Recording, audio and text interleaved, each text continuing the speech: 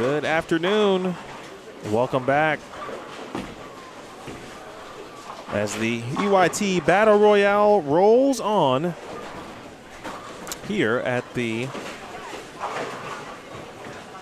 wonderful Joliet Town and Country Lanes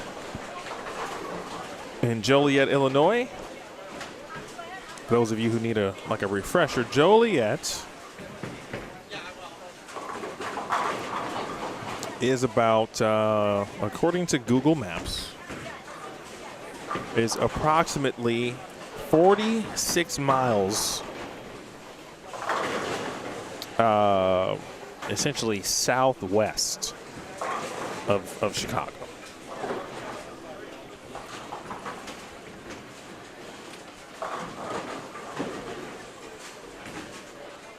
So think your favorite skyscraper. Mine is the Sears Tower. Yes, I know it's no longer called that, but I'm sorry. I'm a true Chicagoan. I just can't do it.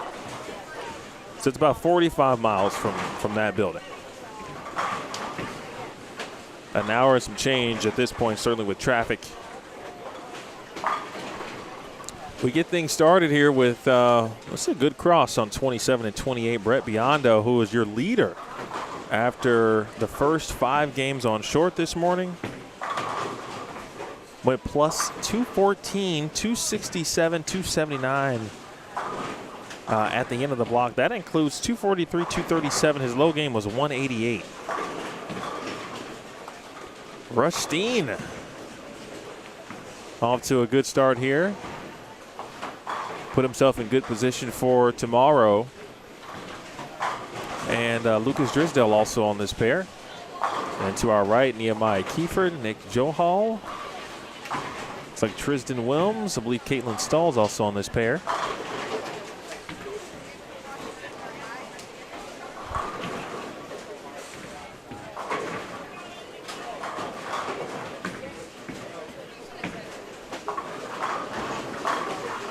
I think and Olivia Matisiak.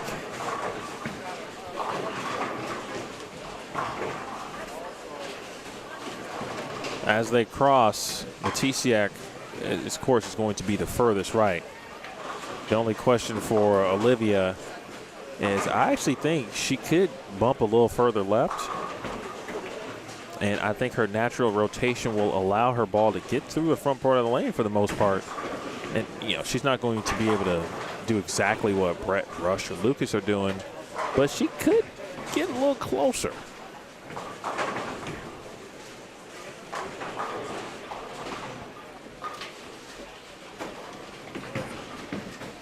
New round, so new lane assignments, a new cross for everybody.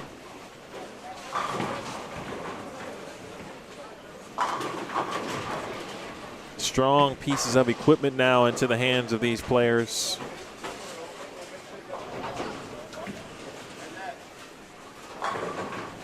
Good morning and good afternoon also to our EYT YouTube chat on the Elite Stream. Let's get you some links that will help you. Like results, for example, that we will now pin.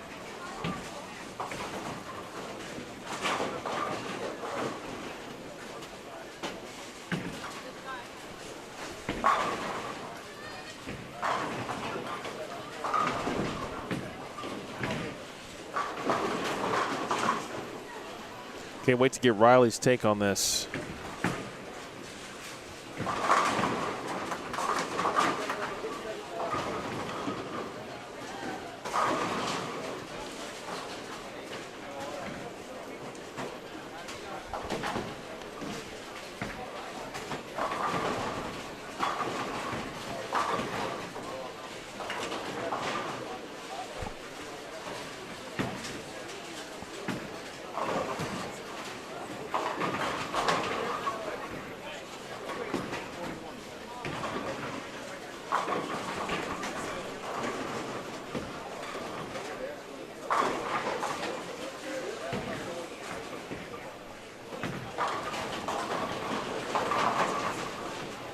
Nice start here from Rush.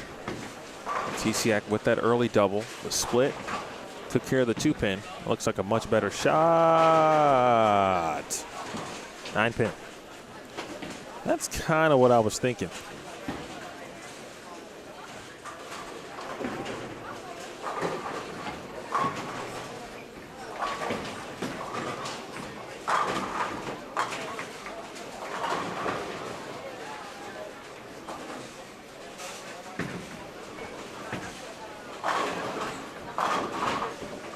Lucas Drisdale, let's see where Lucas is in the standings. Now in the U16 boys division, he was second at plus 134. Wow, Ryan Carmichael.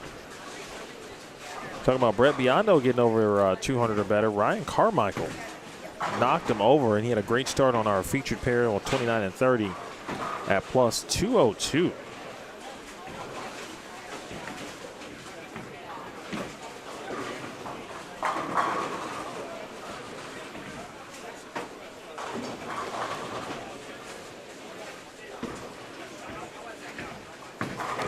That is getting it done without question.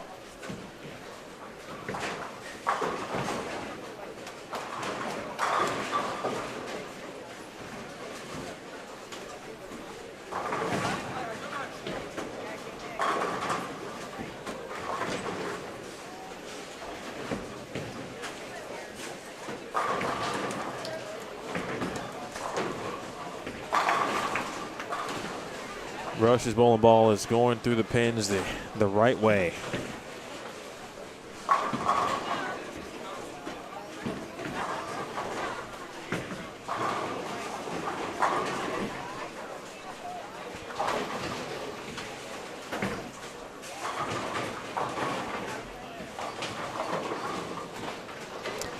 Speaking of that, we've already got a front six. Well, I see a couple of strings. Generally speaking, high rev players tend to enjoy longer patterns. They like to play left. Now, they're not simply just throwing it right, but their rev rate, they like to see their ball go left to right. And right now, the only question is, how far left are they going to get? But I could see the straighter players probably having and enjoying success tomorrow on the medium pattern.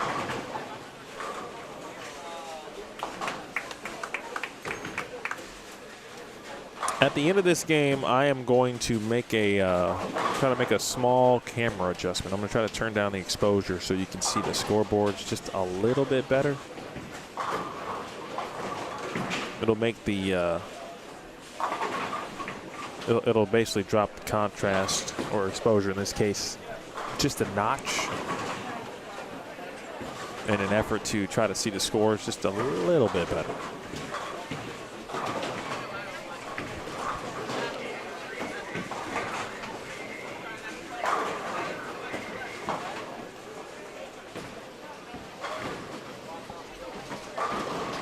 Brett's got his parents here now, Vince and Joey. He's now an uncle times 2. And so his brother Brandon. Welcome to a new child into the world. Congrats to the Biondo family.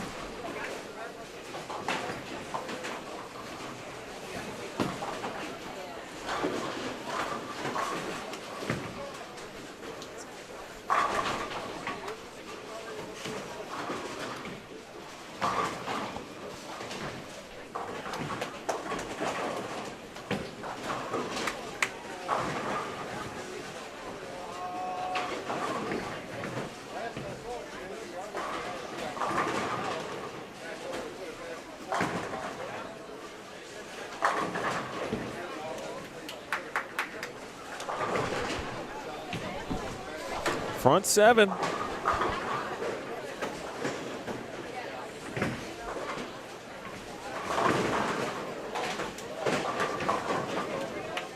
Lucas had the front 9, I believe. No, the front 10. Yeah, he had the front 10 this morning in game 1, in fact.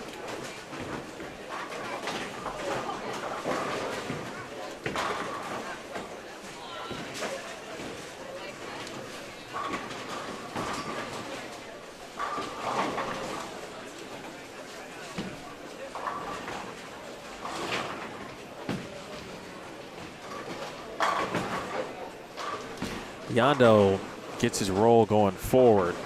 Right, that one's going up the lane. It's not going necessarily left to right. Going up the lane. Also, Anthony Swanson, front 8, 17 and 18.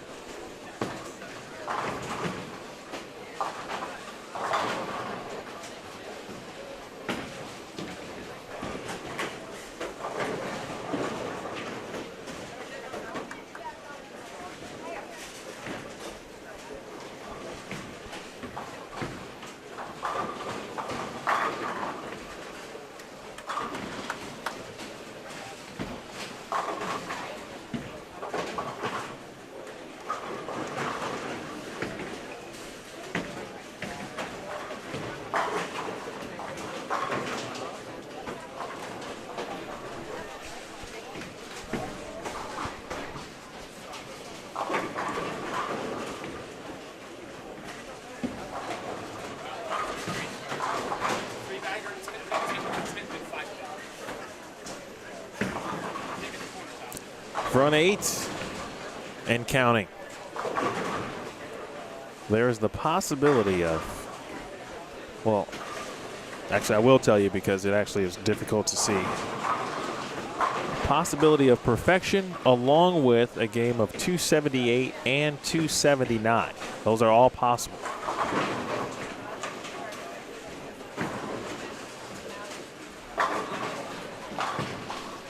Rush knew that one was just going to be right of target, but he probably thought he was in a much worse situation than just a wrap 10.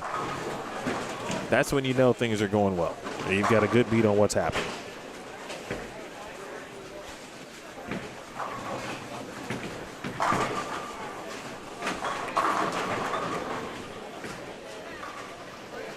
Joss has the front 9 on 43 and 44.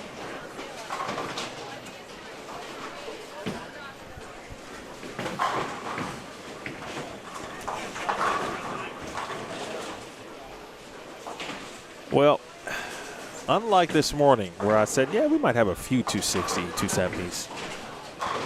Long patterns, and and I can't wait to, Riley is just to my right.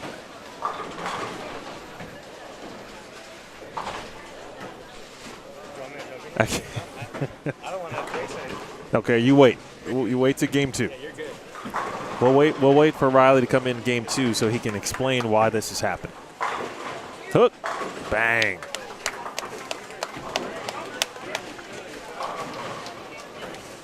So at the moment we know that. Well, let me ask Riley. If Anthony's still on the front, no, he left Foreman. Right here, collapse and cross. He's still striking. All right, so Anthony Swanson left the single pin, we believe, in the 9th.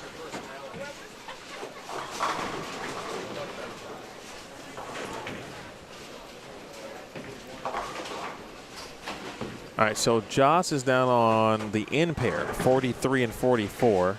He's got the front 11, so he's looking to shoot 300 out the gate. I'll give you the radio call of Joss. This one's on the lane. Bang. Oh, he buried that thing.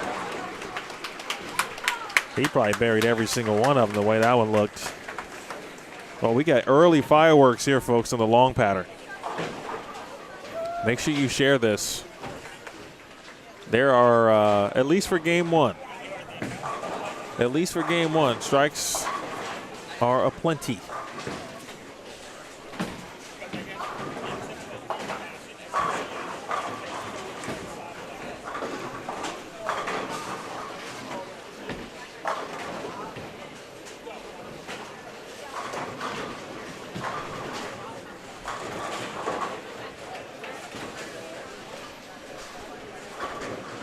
Biondo still with an opportunity to get to 278.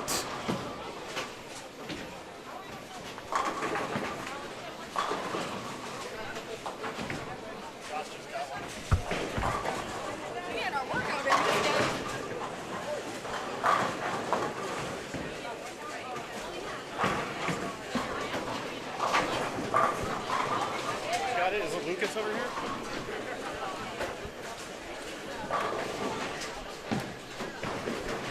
All right, so Lucas Drisdale looking at 300, maybe. This is for 10 in a row. You betcha. All right, he got to this point earlier today.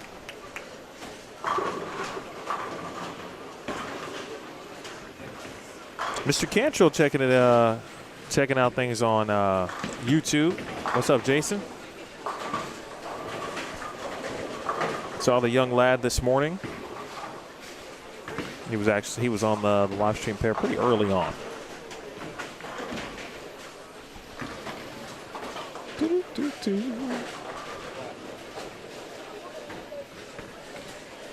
Drisdale.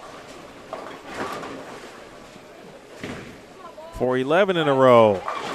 No. Nice run. He will have his second consecutive game one, in fact, today, that will be 280 or better.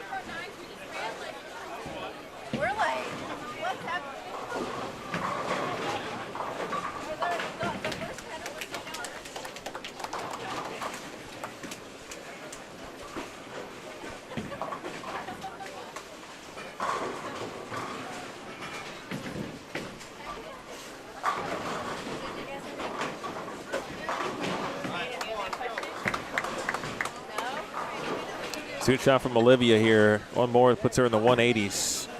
She's been close. Take away the splits, and she gets to 210, I think, here. So 300, a 289. We have our second 300 of the day. Josh Weems. Devin McKiskey did shoot 300 on the short this afternoon.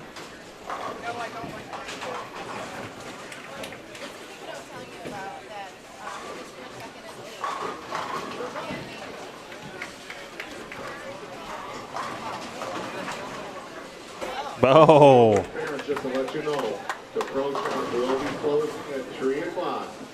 Got a 271 game next door. Unfortunate 3 off. Well, I'm gonna say it's 3 off the right, but a 3. Nehemiah Kiefer. 202. 233 also next door. But the highlight of the day, or I should say of the game, Josh Weems, 300. Lucas Drisdale, 289.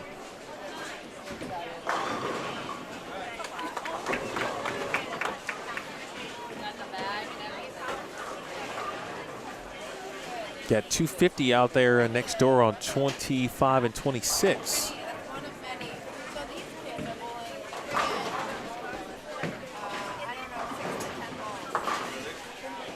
$245 for Brett Biondo, who's already leading U18 boys at plus 214. What a start for Brett in relation to the lead. Josh, by the way, was 7 over this morning, so he quickly jumps to plus 107.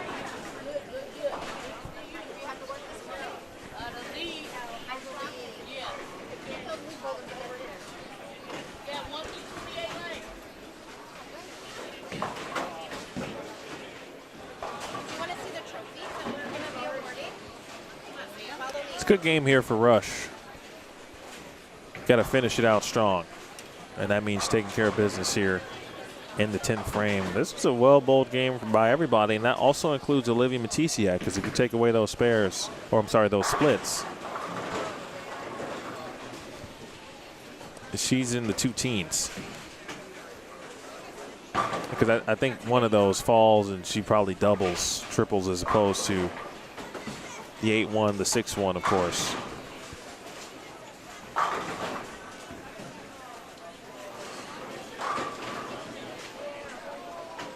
Players are moving two pair.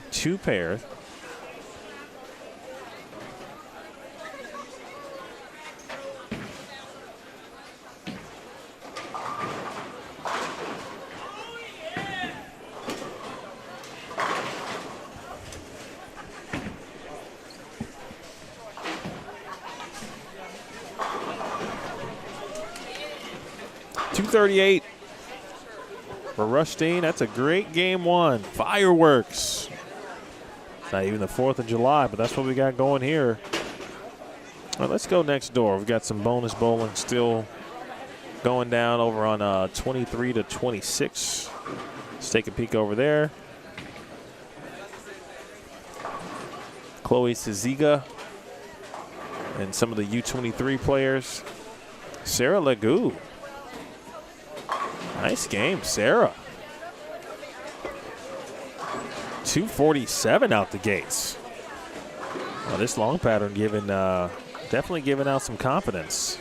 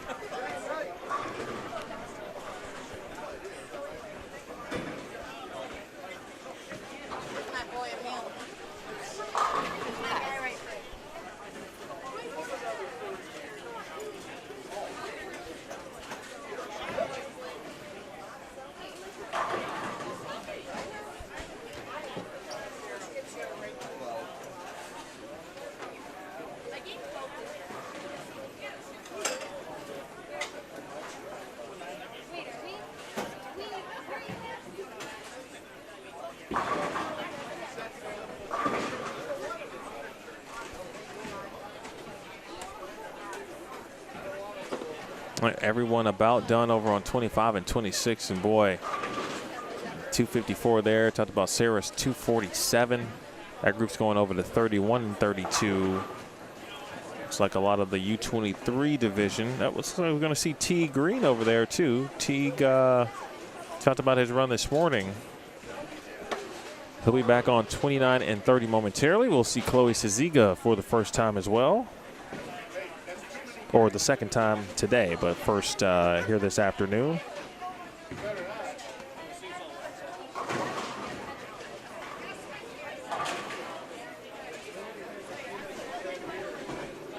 Again, good afternoon.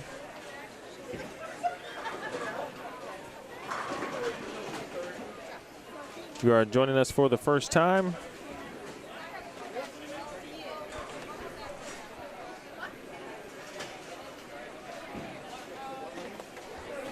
we've had, this is our second block of the day. There'll be 3 blocks total. We'll pick up competition again tomorrow morning at 8 a.m. Central Time. Again, 8 a.m. Central Time. And that tomorrow's challenge will be on the medium pattern.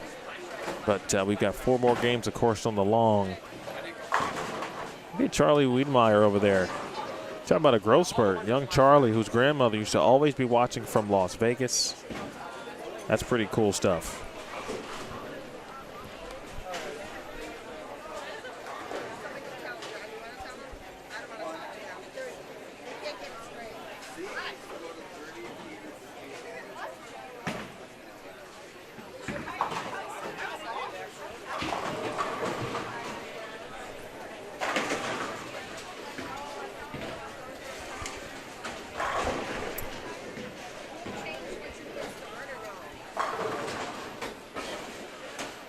They'll be adding a letter on 27 through 28.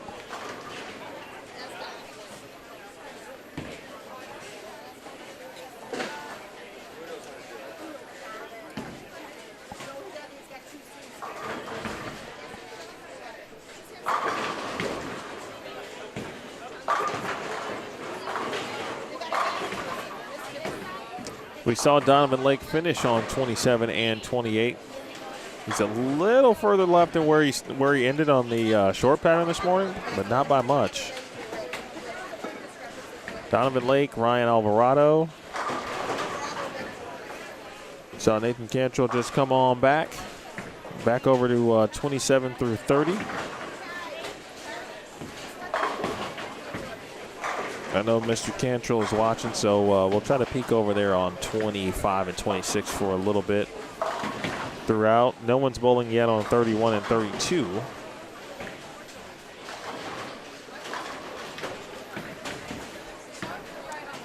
Be interested to see if this group maybe can take advantage of the blueprint, and that's assuming they even got a chance to watch.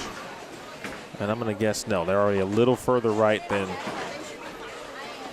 where Rush, Brett, and Lucas were.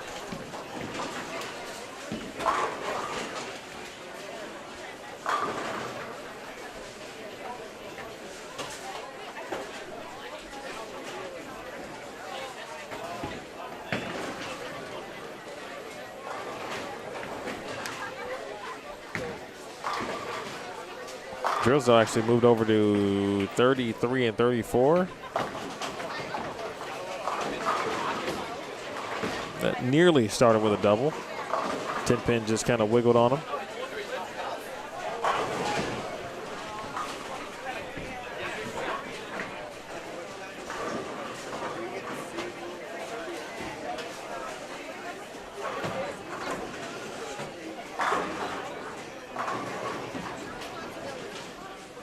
Oh, Woodley almost gave that one the old slash in the spare.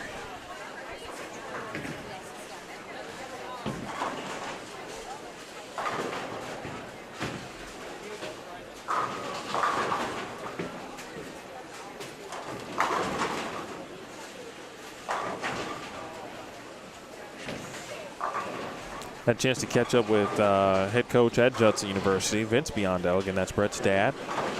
But that's where Woodley Dangerfield competes. And did confirm that Woodley is there. Talking about the tryout process. And he's going to be a big part of what Judson is about this season.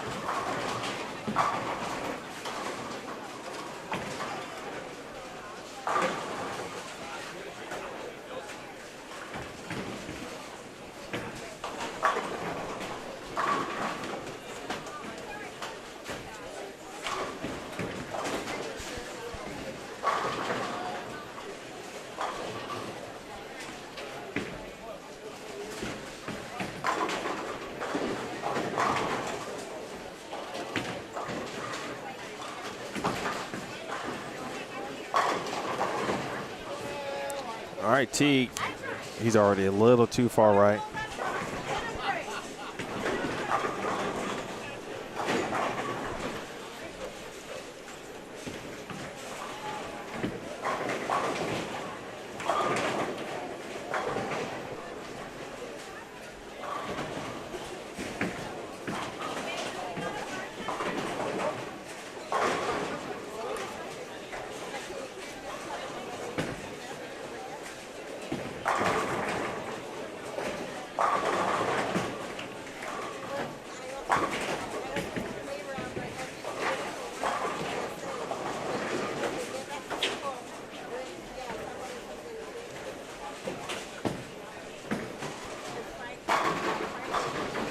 All right, we saw Dylan Alvarado earlier today as well. He actually finished out game number 5 on 27 and 28.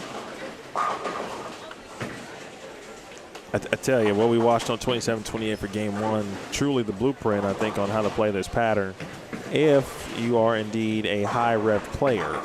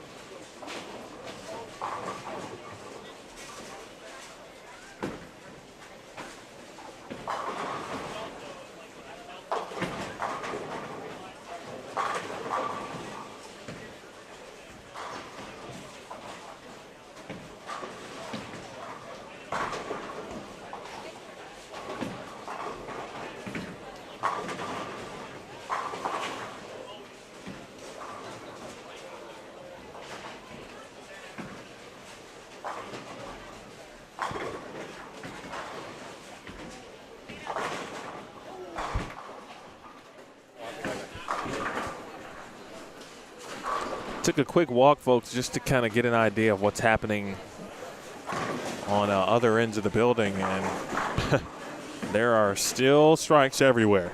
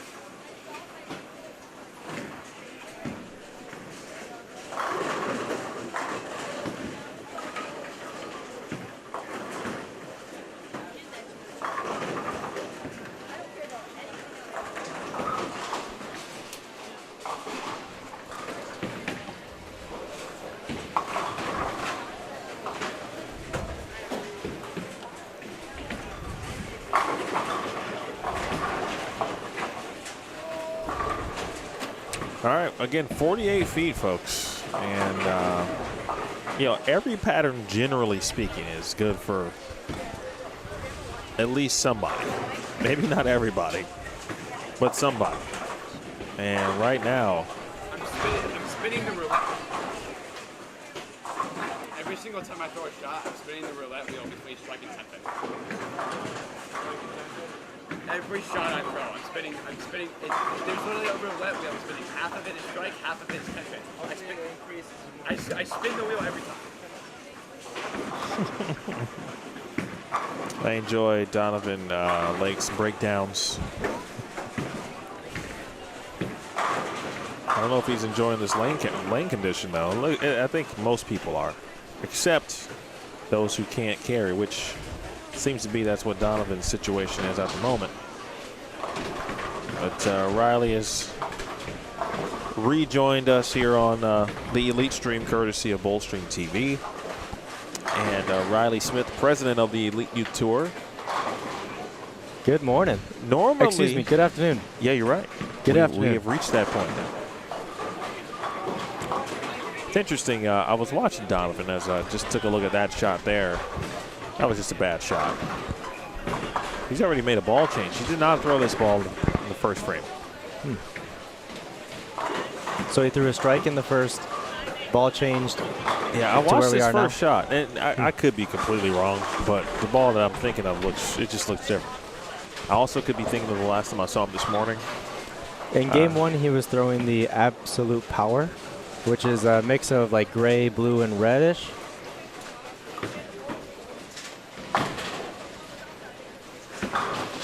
Goes out of Calumet College of St. Joseph. So this 48-foot pattern, my friend, an interesting situation. But so far, it could be the highest scoring pattern of the three. Very well could be. We had a 300 game from Joss Weems, 289 from Lucas Drisdell.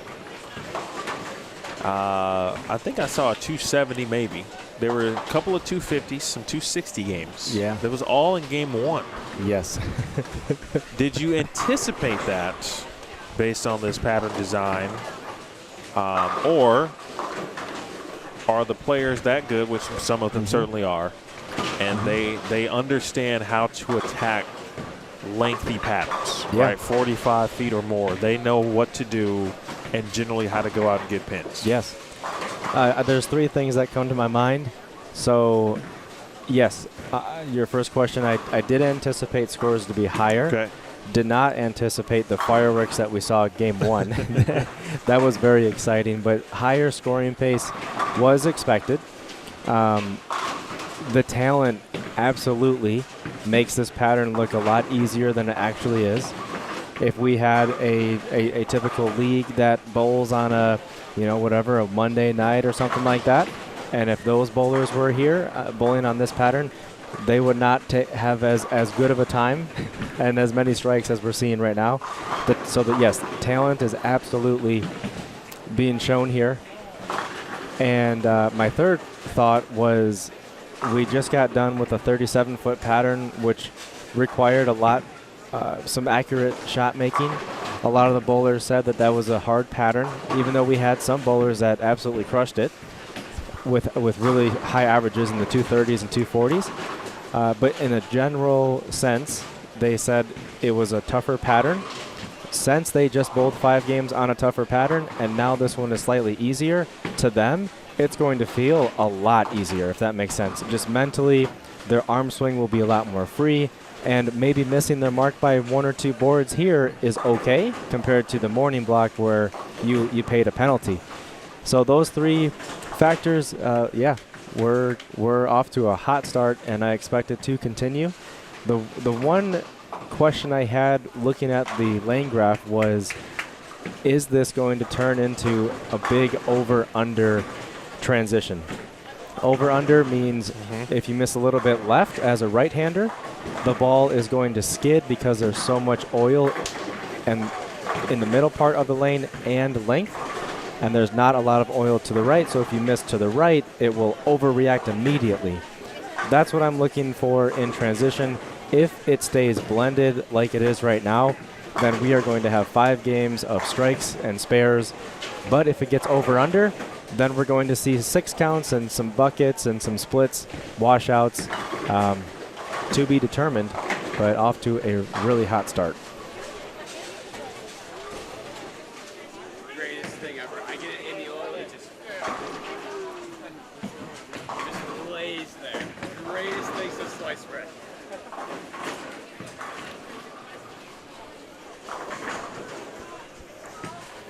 Sarah Legu had the front 7. Well, she's come out firing. Shot 247 in game 1. Wow. Just had the front 7 on 31 and 32. Got a good break there, only leaving the 5-pin.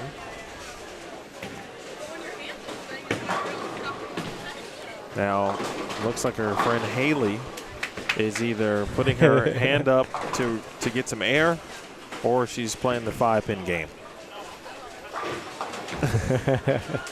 I think she was playing the 5-pin game. That's when you know you've got a real friend. Yes. Like, because she was right up there on the approach, basically, with her hand. She made it known. Yeah. I admire that, actually. I was just about to say, yeah, she's got the front 7, and then we've got a front 6 still here on 29 and 30. All right, so how extreme, right? And Olivia Matisiak was with Rush, Brett, and Lucas. That's their cross. All right. Now, the scores have come down slightly over there, but I still see 247. I don't remember who is who. That might be Olivia, 259 actually. is a possible score for Biondo.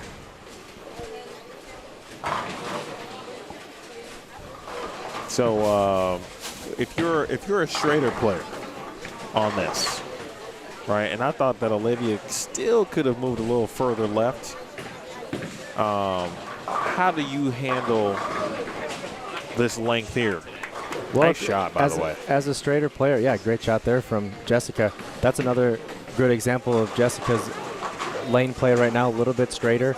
So as a straighter player, kind of 2 things that come to my mind immediately is, number 1, don't be afraid of 48 feet. Just play the right part of the lane. And that's what Jessica did right there. Lower rev rate, lower ball speed, but she's keeping her angles close, and she's playing in the middle part of the lane. That's a great strategy. And number 2, when the breakdown comes, it will come because of the high rev players, and they're left of where she is. All you have to do is keep it simple and just switch to a weaker bowling ball, cleaner through the fronts with a little bit of pop in the back end. Nothing too shiny, nothing like a high road series really is needed, in my opinion. If I had to predict the transition, it'd be something, a pearl, probably a symmetric pearl that is going to just get a little bit through the fronts, pick up in the mid lane, basically stay where you are until the ball that you have starts to maybe overreact, 4-pin a couple of times. Okay. And from there, just ball down, I think, for the straighter players today. I don't think they'll have to worry about getting too far left. just kind of stay where they are and make small adjustments from there.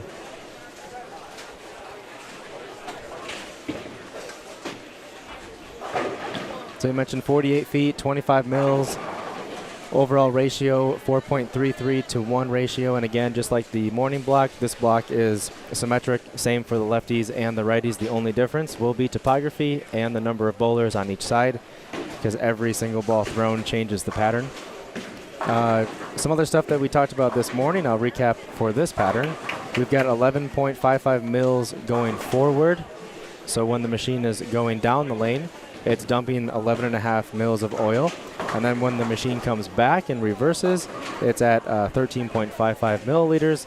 As we talked about in the morning block, and to recap here, the more reverse oil, the greater friction that will create. The more forward oil, the more slide or slickness that will happen. The ball will glide easier through the oil. We talked about earlier, maybe it's a good reference, get your opinion on it, but if you've ever shaved before, the going with the grain versus against the grain. With the grain, think of that as forward oil. Against the grain, a little rougher, more friction happens, and that's the reverse oil. I think overall, as we saw, like we talked about, higher scoring pace. There's the dark blue, medium blue, and light blue on the right side of the chart is going to show us a lot of oil in the middle part of the lane and not much oil to the right and left side of the lane. That means there's a lot of hold, and then there's hook on the right-hand side. Compound that with the surface that we're bowling on.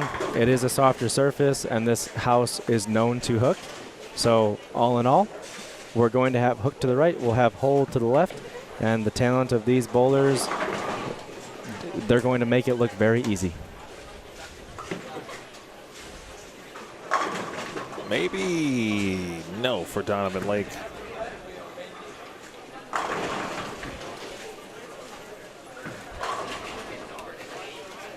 It was Skylar Petz. And the last time we saw Skylar, she was having some struggles on this particular pair, actually. That was earlier this morning. Yep, good comeback here. 3, 4, 5, 6, 7, 8 10 pins in 2 games. 8 10 pins in 2 games. That tells me wrong ball or wrong part of the lane, Mr. Donovan Lake. He's hitting the pocket, which is good. 1-6 count in the 7th frame, but yeah, if we're leaving a lot of 10 pins, my advice is to analyze how you're leaving the 10 pin.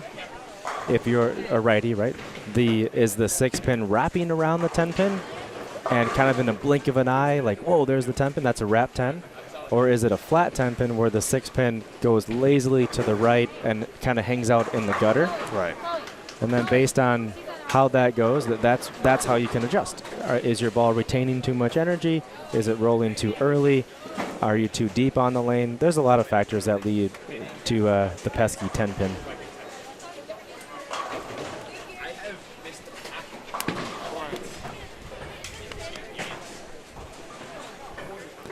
But at the end of the day, every single pin that you leave, there's a reason for it, unfortunately. And you can get a little frustrated over it. We all do. The only true tap in bowling, the 8 pin, the pocket 8 pin.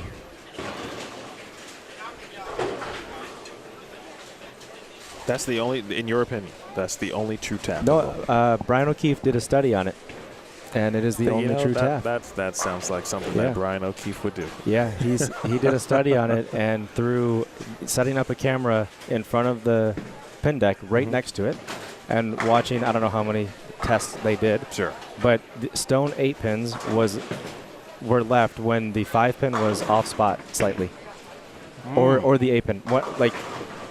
I can't remember all the pins that he mentioned, but for sure like the 5 or the 8 when they're a little bit off spot. And something happens where I think I remember he said the 5 pin kind of goes up on its side. Instead of being up and down, it goes sideways and somehow ends up wrapping around it. That's the only true tap that he found. 33%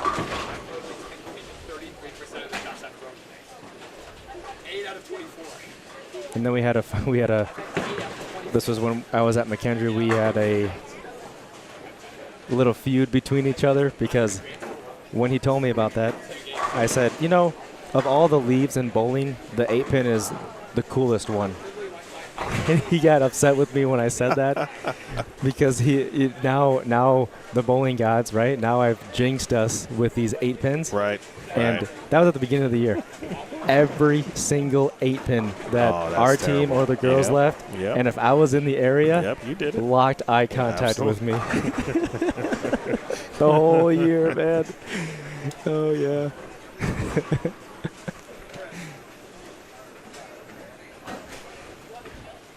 Well, it's not my favorite pin. Most people know that, though, if you listen to me multiple times.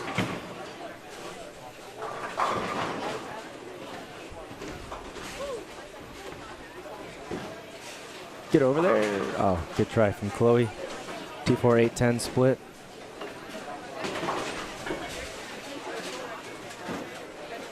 Our pace is much faster because scores are higher, right? More strikes, only one shot per frame, easier spares, quicker to pick up. I think we are beating the pace from last block by at least 5 minutes, maybe even approaching 10 minutes. Well, game one helped yes. with regard to the amount of strikes that were thrown. Teague. Oh, wow. That was interesting. Okay. A pocket 4-7 messenger out the 5. That was interesting. We may have discovered the second true tap in bowling. Wow, that was, I don't know about that. That was wild.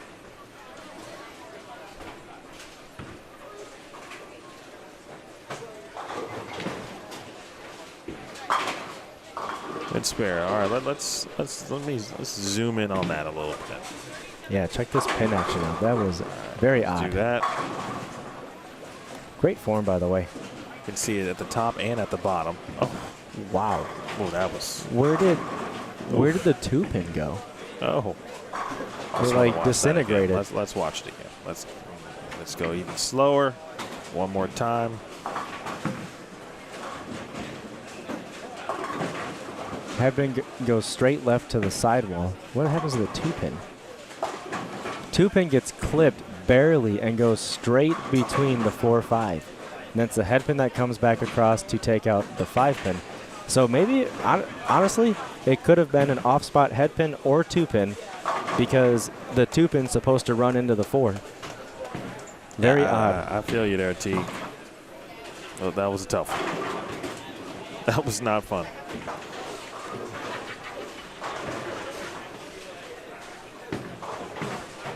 Great work for cameras and replays from the great Emil Williams Jr. Yeah, that was worthy of it.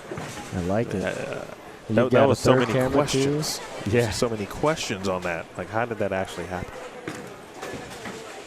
You set up a third camera as well. Do we have that one live? An option today? Yes. All right. This is game 3. I did forget to change the graphic of it. So now everyone thinks it's game 1. Well, game 2 is here still. Game 2 still going down. It just went by so fast. Sometimes that happens. I do the same thing. I'll look down and I'm thinking, wait, what game are we in now?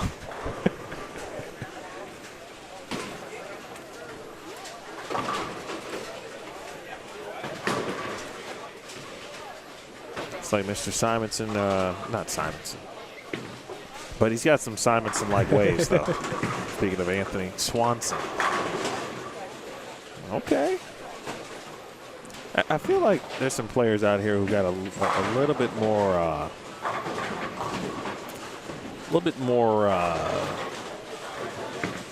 pep in the step, if you will. Like they seem to have just a little bit more confidence in what they're doing, and maybe it's simply because they have a better understanding of what their bowling ball is going to do. Even on long patterns. Nice job by Skylar Pets. Big 254. Wow, great game. Nice job. Awesome. High game on that pair. And as a straighter player, finding success. Yes. So I think back in the day, like when I used to see patterns like, and I'm not sure we really ever saw this type of length. You know, especially bowling collegiately and certainly not bowling anything youth. And maybe we did, and we certainly didn't know it, right? Where something that you would think is flooded, right? This term we would use. We always use that word. It's flooded. Right. Oh, this is flooded. Yep. Maybe it was actually, could have been 47, 48 feet. Yeah. And whoa, this is interesting. Whoa.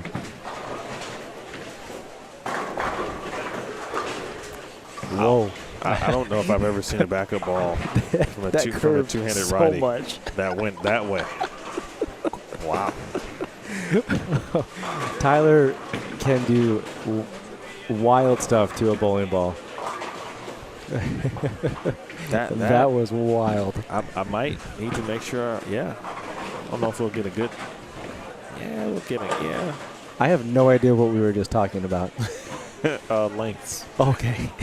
Yeah, after I saw that, I am distracted. Shot Teague. I think he can get. I still think he can get further left. I think Teague can get further left. Go ahead and make this, Tyler. All right. Yeah, I think the biggest difference from when you were talking about, you know, when you were bowling youth, I was bowling youth. It's the strength of the bowling balls, for sure. Great point. So it allows lower rev players or high speed, low rev, and those combination of bowlers to actually have a good ball reaction, right, on longer patterns.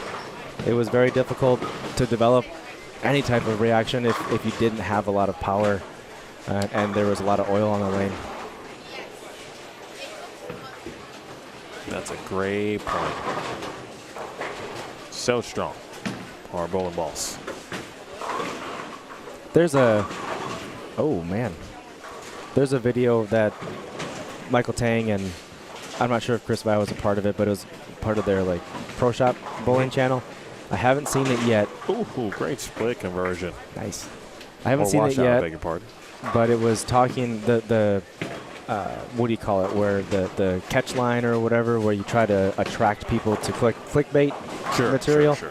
Said something like, "New bowling balls do carry more," something along those lines. And I'm gonna take a moment to watch that video. They drilled up an old bowling ball versus a new one, and basically we'll see how they play the lanes. We'll see how the carry goes, and I'm just interested to see it. A lot of people talk about it. I haven't seen anyone actually test it, so I want to watch that one at some point.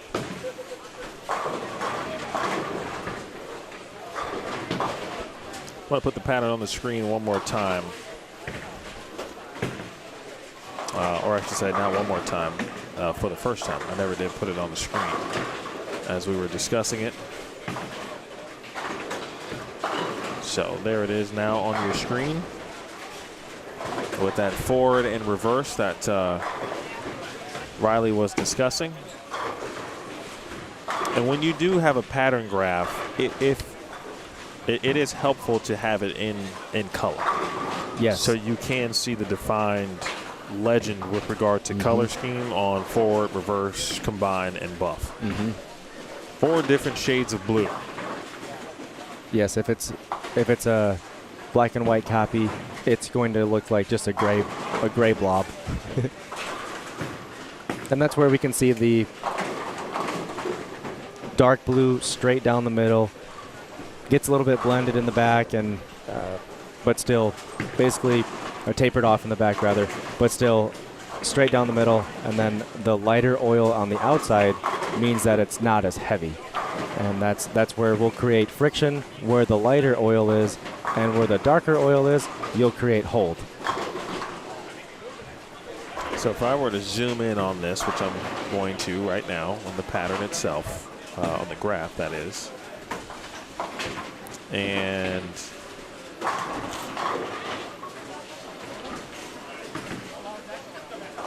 so right at about, what's that? It's like 12 or so. Yeah, I mean, that's kind of the shim line, if you will. Yep. Right, and so for most people, right, so far who's having success, 12 is in their, 12 is in their range, down lane. Yep. And that's what we did not have as a comparison. If our viewers were with us the first block, we did not have that on the 37-foot pattern. If you tried to find a distinct line that you could ride for a little bit of hold, it was not there, because that pattern was built like every 5 feet or so was the next tapered line. And in this case, it's basically 12 all the way down the lane.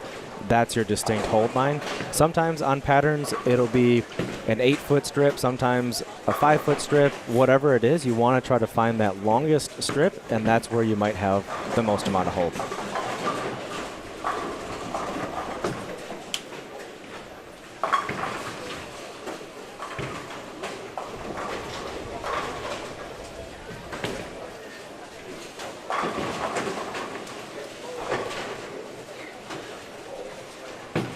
Tyler Williams back up again. Urethane back up, two-handed righty, throwing it as if he's a lefty.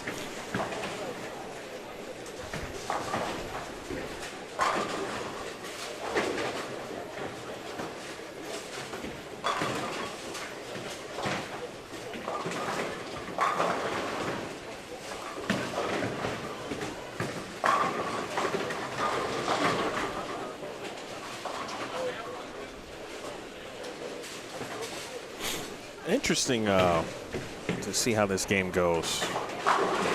But, I mean, you know, watching what the other two-handed righties have done on this pattern so far, curious what Tyler isn't seeing that would make him say, all right, let's see what the backup ball is about.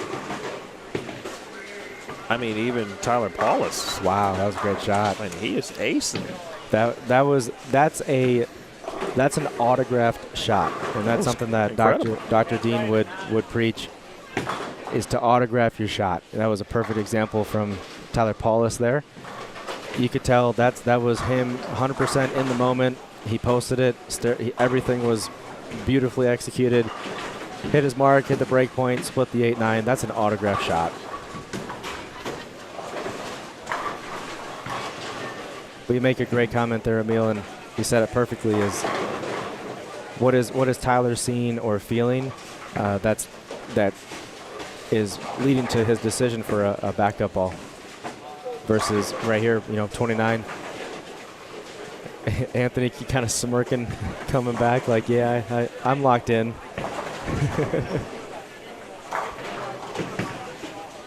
Jordan on 29 as well. He's locked in. He had a front 7, I would think it was 7 or 8 in game number 1. And I believe it was 267, somewhere around that number. And here he is off to a good start with 9 spare, 3 in a row.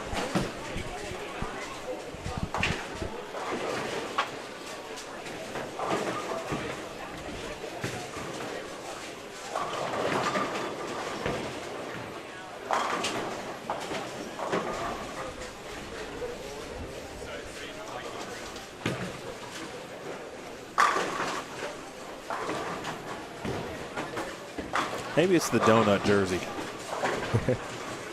for Jaden Ramel or Ramel. He brings the heat. He is one of the hardest throwers on the EYT that I know of. His first ball there recorded 19.9 miles an hour. I don't even touch that with my spare ball.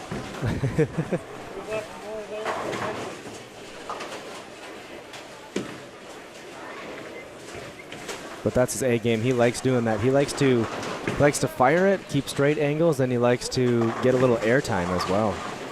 And those combinations, think Stu Williams, or not Stu Williams, excuse me. Oh gosh, why am I blanking right now? McCune, sorry. Think of McCune back in the day when he was throwing 23 miles an hour for his strike ball. I think Jaden likes to do some of that.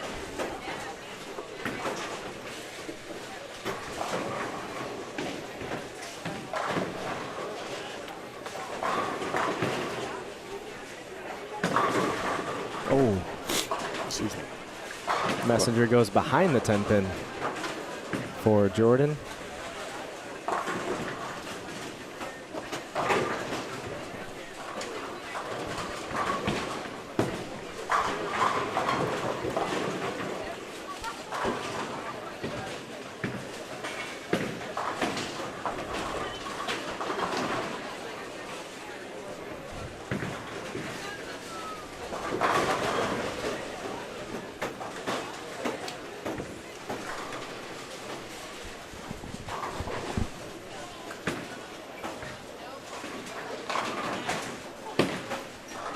That one was dead left from Mr. Bennett. Oh, front six he had there. That's okay, though. It's okay.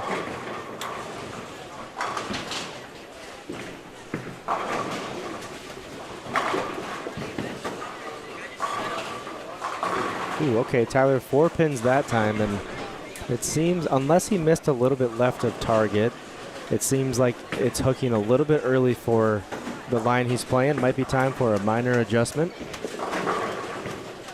Maybe 2 with your feet, 1 with your eyes left, or with the type of pattern that we're on. Long patterns, I always like to make parallel moves, so maybe 1 and 1, 1 with your feet, 1 with your eyes. But it seemed like it was a good shot and just went a little bit high.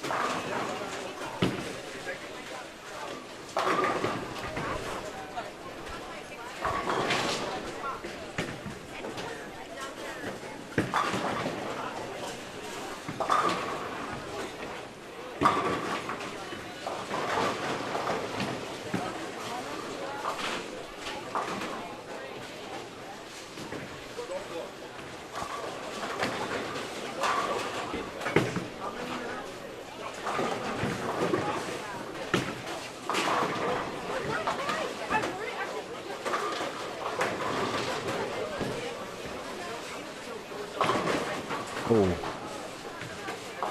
4-9.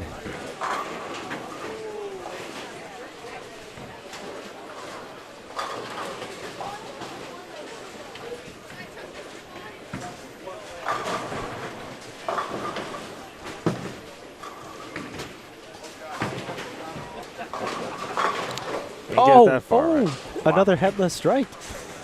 2 of them today. Oh, I had never heard that. I only learned that because of Strike and Spare 2 in Lockport, Illinois. On Friday night, there's a really big league, almost the full house. It's 30 lanes or something like that. I'm not sure if it's still that large. They do a headless strike, kind of like a strike pot, where everyone can buy a raffle ticket and try to win the drawing. And if you win the drawing, you then go to a lane for a headless strike. All the pins are standing except the head pin. If you don't strike, you get $10 per pin you knock down. But if you strike, you get the full pot, which could sometimes approach $2,000, $3,000. Wow. It's very difficult to do, so it doesn't happen often. And the fact that we've seen 2 of them today, it makes me think, oh, it's actually very possible, I guess.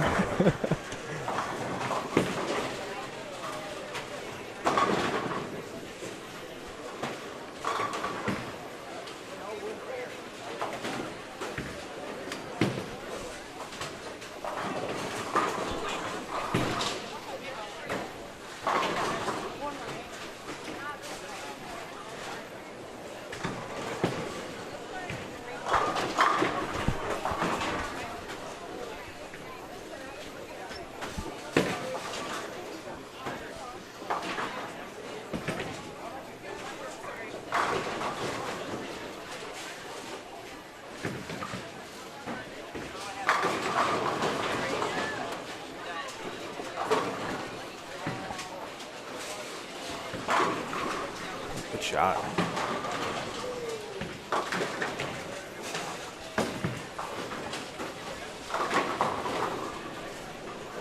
This is game 3 if you're just joining us.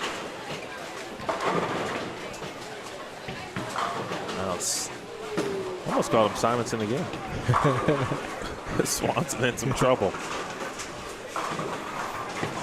Paulus, I think he made a move. Oh, man. It looked like he was deeper through the arrows. Is that what you kind of saw, too? It looked like he made a little move. Now the question is, maybe he made the 2 and 1, and his angles got a little more open, which led to his bowling ball getting to the drive faster and then sparking. It might be worth moving your eyes left one board now and keep it on the oil line. Sometimes you want to play the hook, sometimes you want to play the hold, and I think today is time to play the hold. If this was reversed and he was playing the hook, like what would he be looking at? What would you be looking at? Well, from where I guess from where he's crossing through the arrows, if he were to play the hook, I like to reference the pins and draw a line back to where my ball is crossing.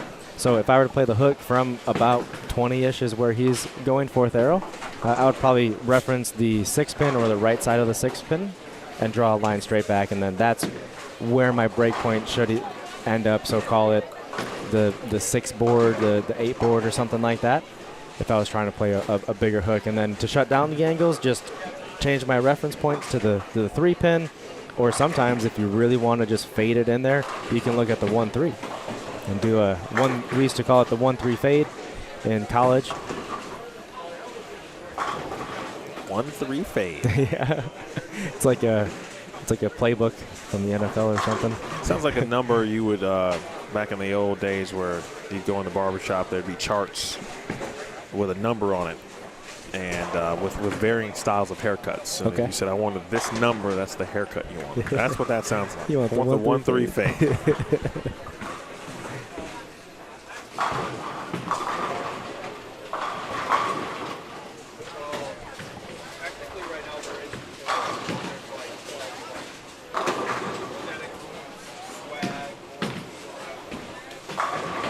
So interesting to watch the confidence across the building.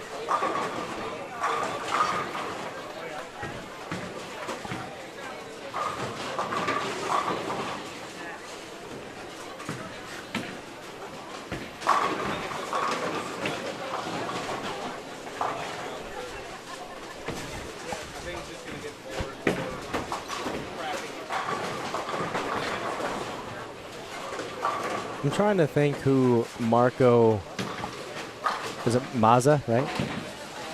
Correct. I'm trying to think who he reminds me of with his physical game. I really like the way he throws it. I think as he develops and gets stronger, he'll be able to control the backswing that he has. It's a little bit high, but I feel like he throws it like, I don't know, he throws it really well. I feel like he throws it like someone I know or used to bowl in college with. I can't put a name to it, but solid physical game from Marco. Yeah, I just showed that shot too. That is Ayla's brother, also twin brother, actually. They're twins. Yeah, I like the way he throws it. I think like as he develops, gets stronger, he'll bring his ball speed in. His rev rate will continue to increase, and as a one-hander, he'll have a strong enough rev rate that can compete with two-handers. Keep it there for just one moment next door. There's a few players trying to finish strong here with a couple of strings. 256 next door on 25 and 26. Paulus finishes with 226. That's tough, man. When you start with the front five, Yeah. the one open, and 226 obviously is a good number, but you feel like, of course, you left something out there. Yeah.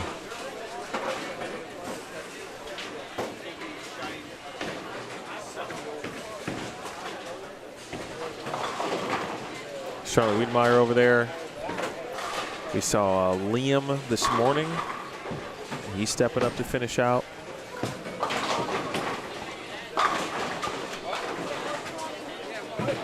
High flush next door. Or Jordan Landa.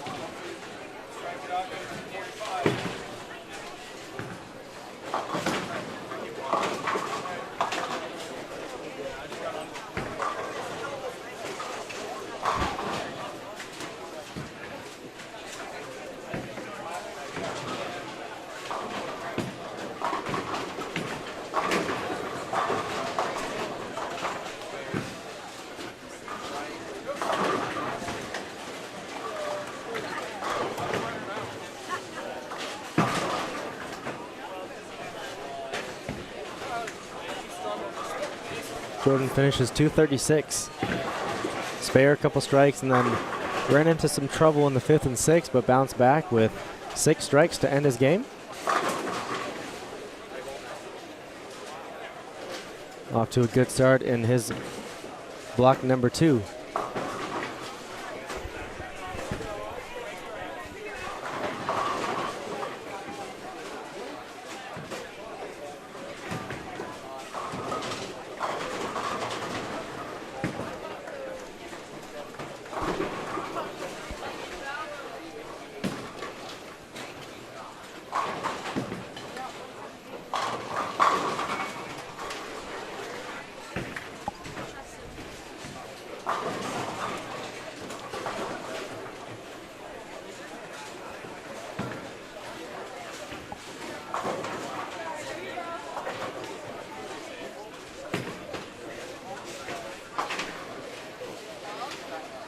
All right, Swanson's going to be in the 220s.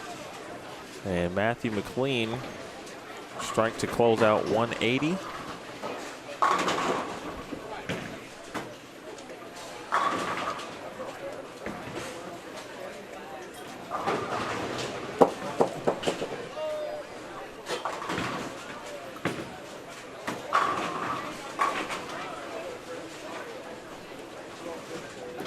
All right, 217 for Anthony Swanson. That's 178, 187. Next door. And that additional brightness, there was a lot of bowling balls falling. In the settee area, that is. There's Marco. Can't get the 5 out, though.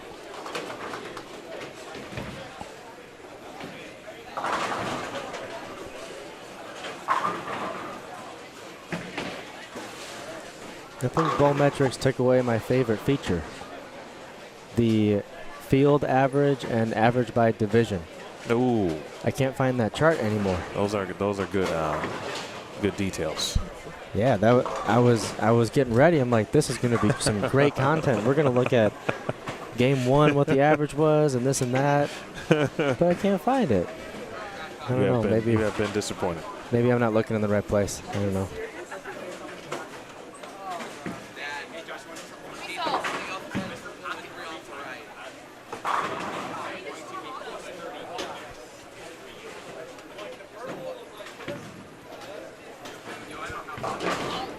Sarah Doty has now joined 27 and 28. She too bowled the PWBA regional. This is game 4 now, correct? We rolling into game 4? Yeah. Yeah, we are moving. That's probably good. I know there's lead coming up on the high end of the building.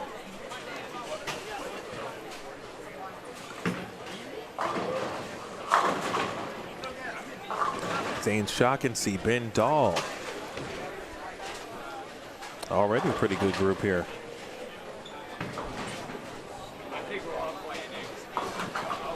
Nice spare from Ruth. And I did want to highlight Ruth as she comes to the live stream pair.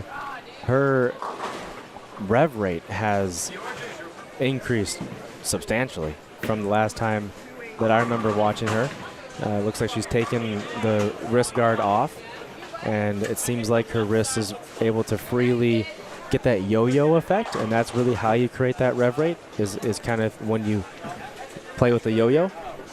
And that's going to be a big advantage for her as she develops and gets stronger and continues to possibly increase that rev rate as she gets stronger and more accurate.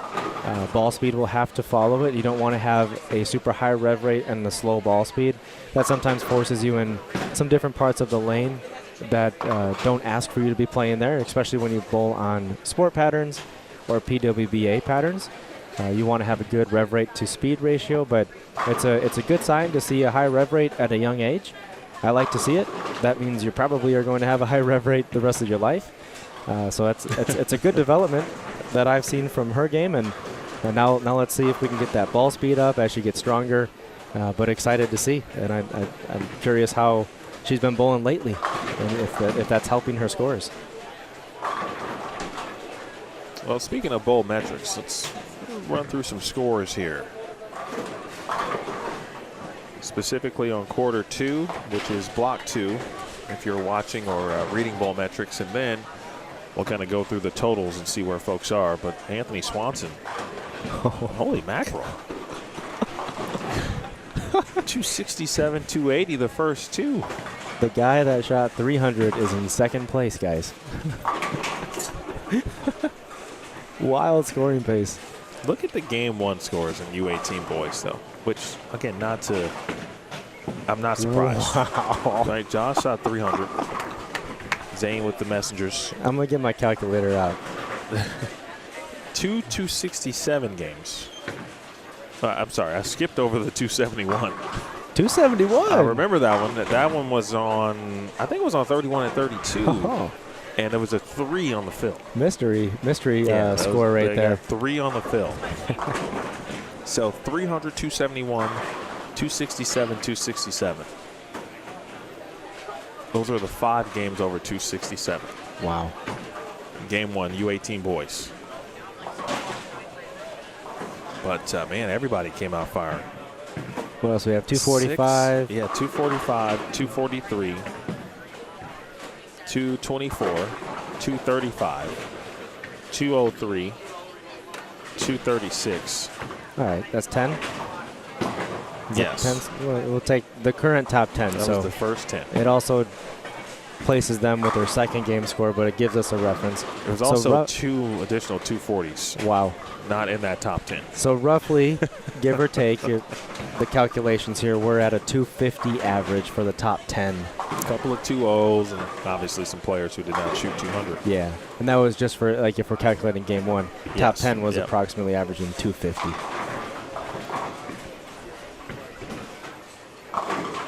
Disgusting. That's awesome. I mean, like we talked about, it's a combination of an easier pattern. It's a combination of hook to the right and hold to our left. Combination of we just got off of a tougher pattern in block number 1, so these bowlers are a little more free with their swing and maybe a little more accurate than they were in game 1, block 1, and talent. And like that's just, it shows if you put something a little bit harder, then we'll see lower scores. But if you open it up and give these bowlers a little bit of a window, they're going to take it and they will make it the pattern look very easy.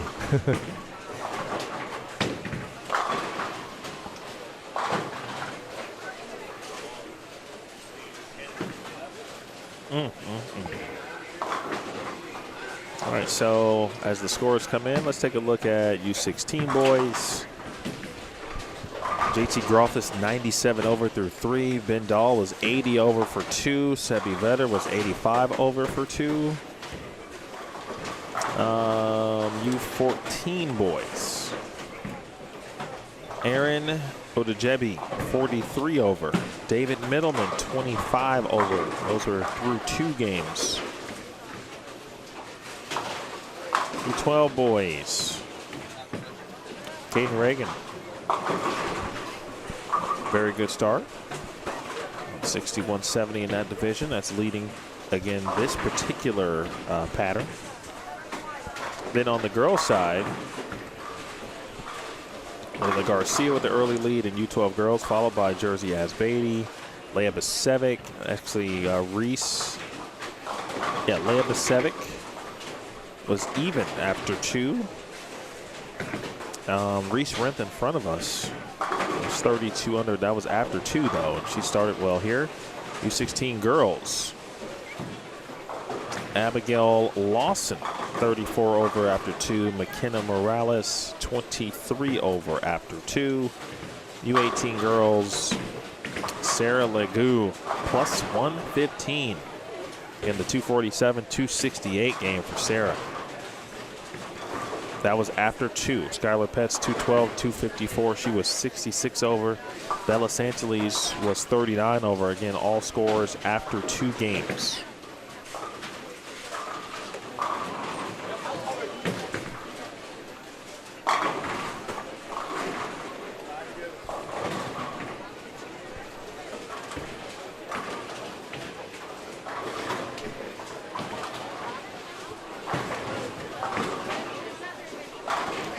Mike watching again.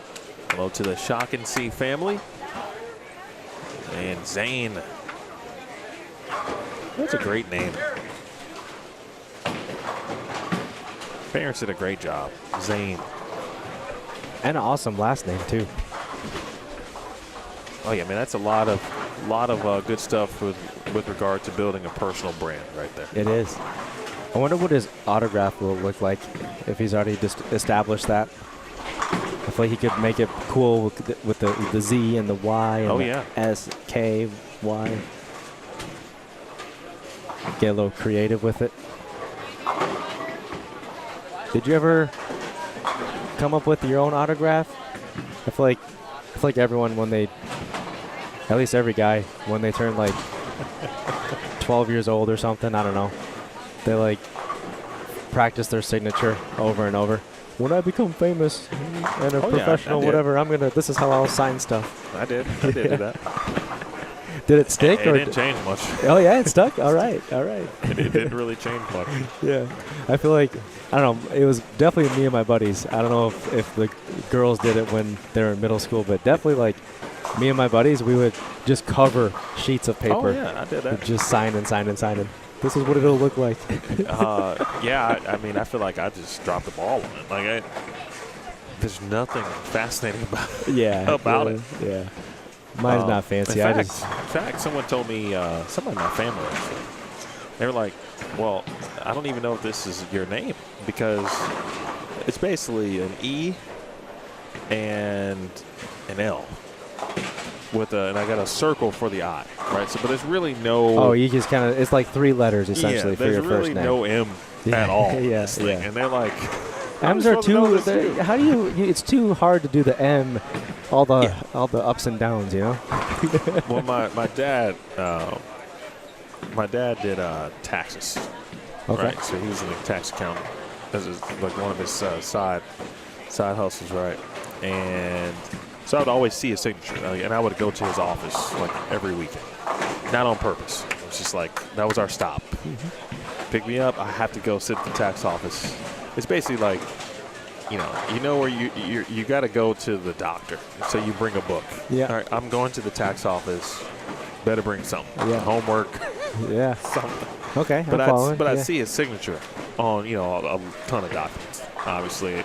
And so his M was very defined. And I'm like, I want to be a little bit different. So I don't want my M to be as defined. That's actually where I got that from. All right. But as I got older, I'm like, yeah, people aren't. So I started flirting with the M. Like, nah, I'm good. Keeping it the way it is. I'll be unique in that way. Nice. Yeah. So anyways, I wonder what his looks like. Well, might ask him for an autograph afterwards. It's going to be great. It's going to be great. There's no doubt. Because he's going to be great and is already great. The question is, what level of greatness will he obtain or achieve? Sky's the limit. Reese Rinth, right? That's a great name.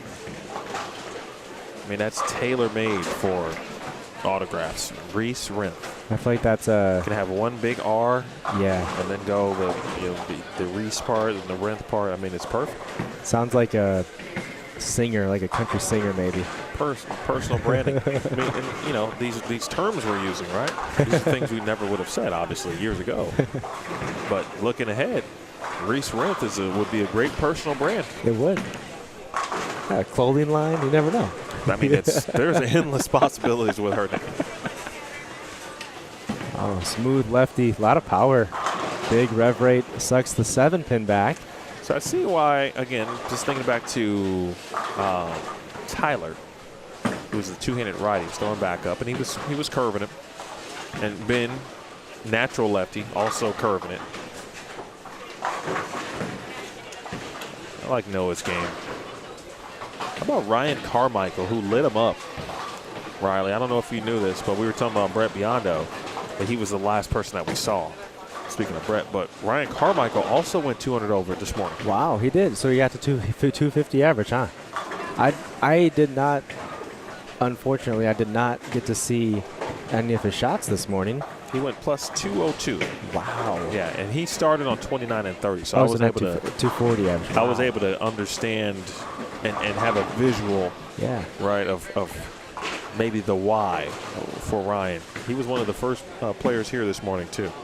So he threw a strike in that last frame, different pattern, but slow ball speed, two-hander, high rev rate, and he's deeper than it looks like than pretty much everyone else. So that's his strategy right now. I'm curious, how did you see him play the lanes in block 1? He was closer to the gutter this morning on the fresh. Urethane, I'm guessing? Yes. And still slower ball speed? Yes. Huh. I mean, I wouldn't call it. I mean, he certainly wasn't the slowest, but slower to get his urethane ball to read the mid lane.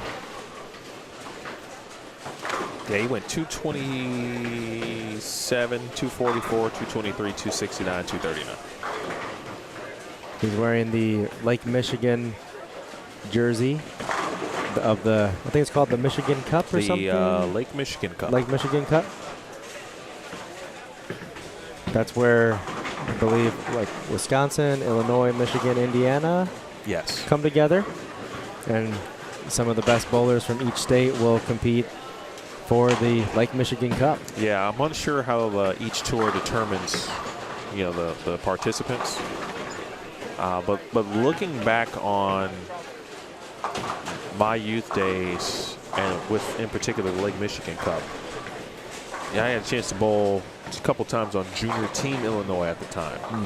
But the same states also had a junior team, and I remember competing against those states at a friendly competition. Okay. And so I feel like, more or less some origins of the current Lake Michigan Cup certainly wasn't called that back then, but there was a version of it.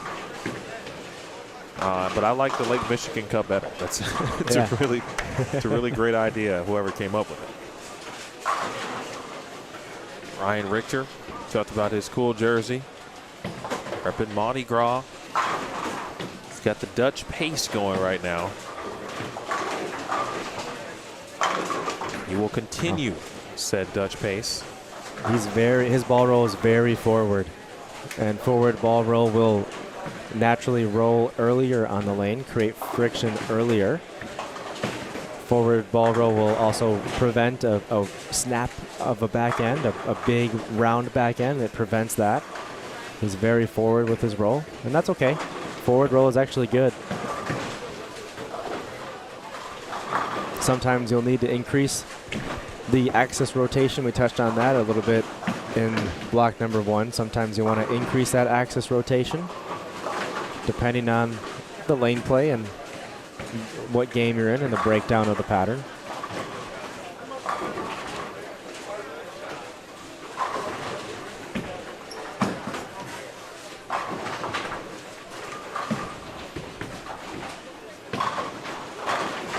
A good shot from Ben. Doubles on the right lane, but 2 9 counts on the left lane. Otherwise, he could be going for a 279. Unfortunate for 9 counts, but he is in control of his game, that's for sure. Bello is trying to do everything possible to get out of that 7-10 over there on 31 and 32 bottom right of your screen. Bella had a great first game, 240. She went open in the first frame, and then she struck all the way to the 10th frame, where unfortunately she left a split. So bookend opens, but she started strong, 240 for Bella.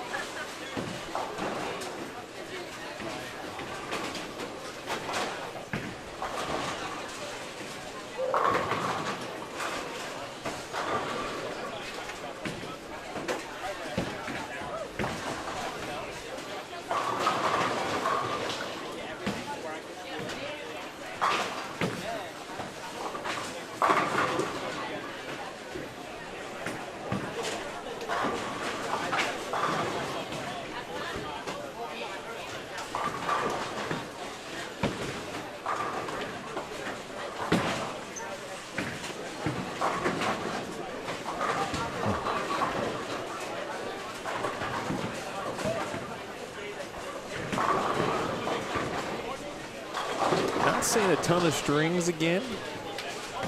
And, well, as soon as I say that, there's a front 6. On 37 and 30. Oh, there it is, yep. Yeah, seems like now with our transition, there's still a couple strikes, but now we're seeing more spares and actually more opens.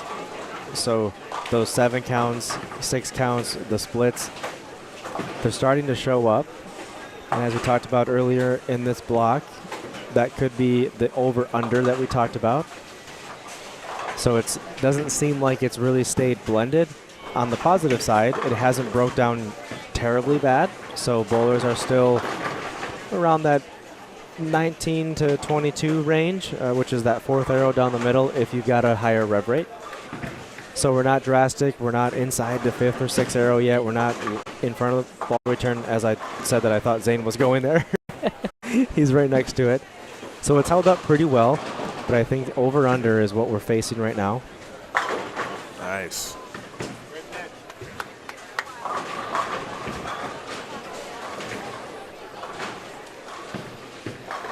All right, Riley. So I'm going to tell you a weakness of mine when I actually was a good bowler, and it is certainly would be long patterns because I have to move left. Again, talking about it from the straighter player perspective, and thinking at the time that you just had to hook it, just had to hook it, just cause muscle through the swing, et cetera, and so forth. So if you had to give advice on how to physically set up, and you talked about it a little bit earlier, drawing a line, from the pins and the example that we were talking about. But how to play in, and it doesn't have to be 48. It could be whatever pattern that just forces you left. It could be a house shot that as you continue to move left, right? It's just the migration. You keep chasing it. Yeah. Without, however, overdoing. Still being yourself in the physical game perspective, but just having your body in the right place. Yeah, it all starts with before you even take a step. It starts with the setup. So whatever your traditional setup is, as you move left, you'll want to open that setup a little bit.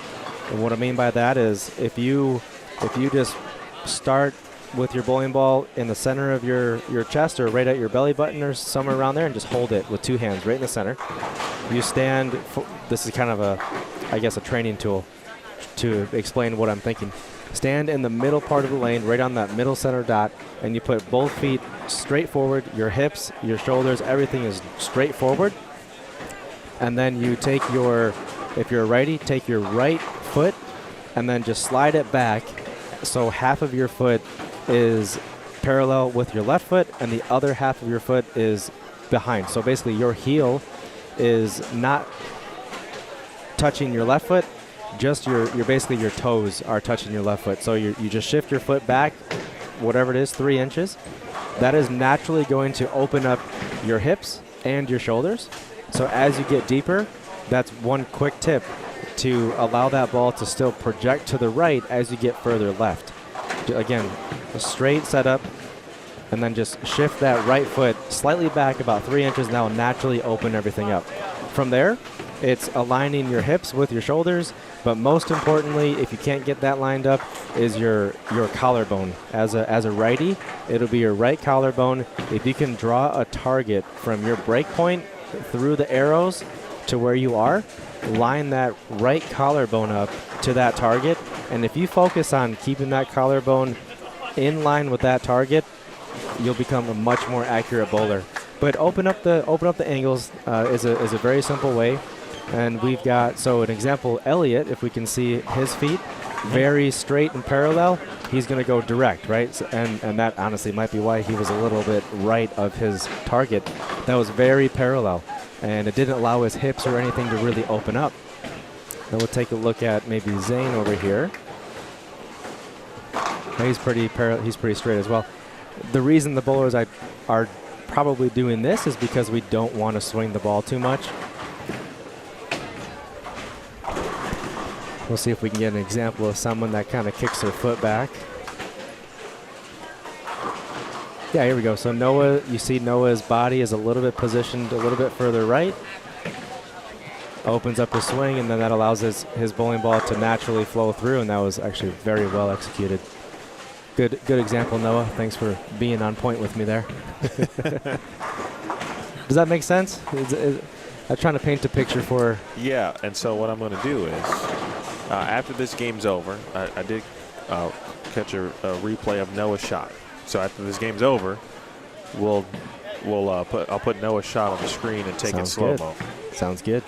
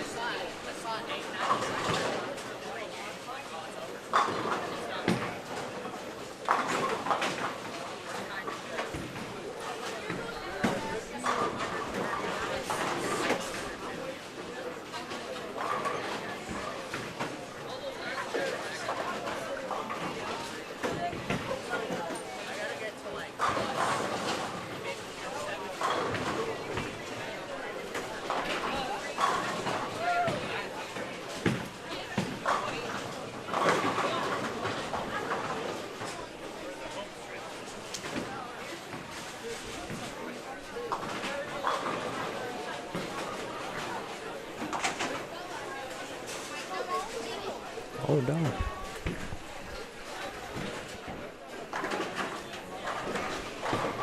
Jersey said her thumb is starting to bleed. That definitely happens in bowling.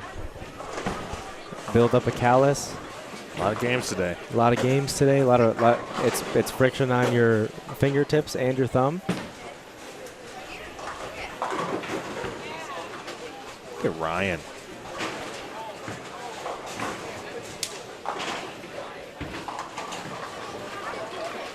Mr. Carmichael and unfortunately Mr. Richter. Back-to-back opens. Puts him in the 160s. Nice spare over there. That was the 5-6. Olivia Portillo, the multi-sport athlete. I haven't seen Olivia at an EYT in a while. They live in Michigan. She is I think she plays softball and basketball out there. Definitely softball. Definitely softball. I've heard that. I'm not sure where Savannah is today. I haven't seen her. There was, I think it was 2 junior golds ago. So let's say 2023. Maybe 2024. Now that I say that, but it was in Michigan actually. So maybe it was 2 years ago. Shoot. Where was junior gold last year? All of my parents last year was out Chicago, there. right? No. No. No? That would have been great for me. Sorry, Chicago was I wish it was. multiple years ago now. Chicago was like 2015. Oh, no way. Absolutely. Chicago, they were just here in the 2020s. No chance. For real? I mean, maybe so. I think I remember You might because be right. the weather was hot and people were like, it's too humid. You might be right. There was one I missed. I think it was 2021. All right, so it's okay. I'm gonna leave it to the parents out there to tell us where junior gold was. Yeah, they'll know. They'll know. They'll rattle it off 2 years ago. immediately. All right, let's see here. Let's find the results. Either way, though. Yeah, go for it. Sorry. I saw Olivia come to a practice session dressed in full softball gear. She had just got off the diamond from a tournament, and they came over to their scheduled practice session and had made it in time.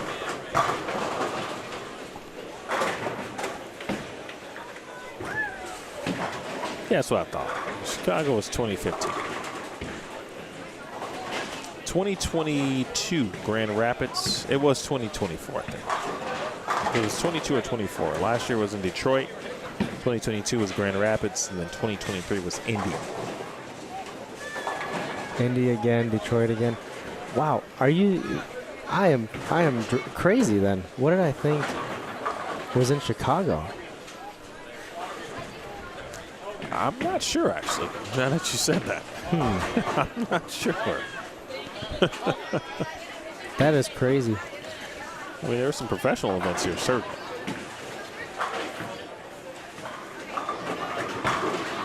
Nice game, Noah. 237. All right, so Riley was breaking down and talking about, you know, almost the basics, if you will, of you got to get left. The things that you don't want to do, right? The things that you should try to keep similar. Because that was always my issue, thinking that you had to change up something to be able to get your ball to go left to right. When in fact, you don't have to do any of those things. Yeah, from a physical game perspective, you can still essentially throw it almost the exact same way as I was talking about. The only difference is start at the beginning of your approach before you even take one step.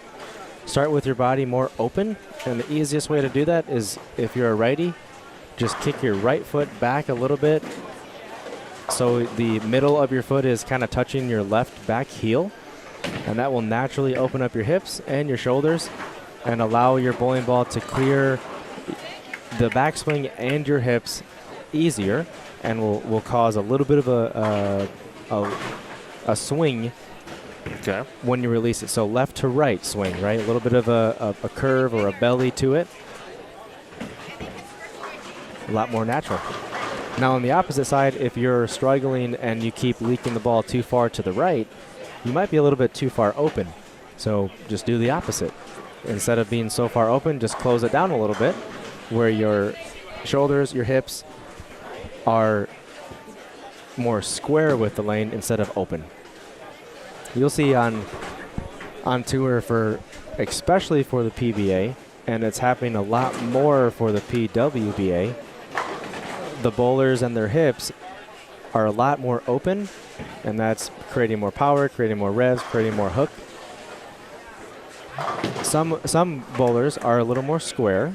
I think of, especially on the PWBA, a lot more square. But on the PBA, I think, I think it's Thomas Larson. Okay. That Great player. is really straight and doesn't open up his angles as much. He definitely can, but he's a little more straight. Great player. Or who's the double jointed guy with his Jacob Butler? Right, he's a righty, and his elbow goes like double jointed. I'm bad with names. I'm trying to remember. You may have stumped the Schwab. He's won a couple of times. Double jointed elbow. Yeah, it flexes backwards in his backswing. It's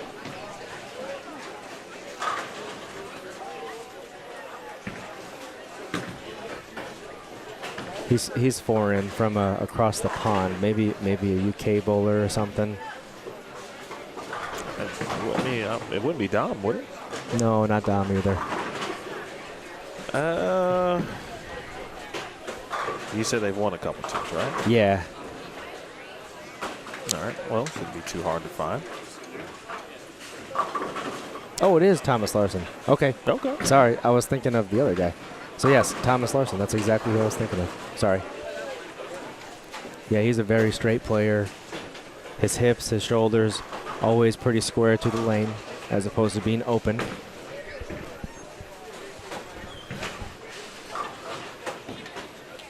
We got some U12s and some U14s now bowling with us here on 27 and 28. Same thing with 29 and 30.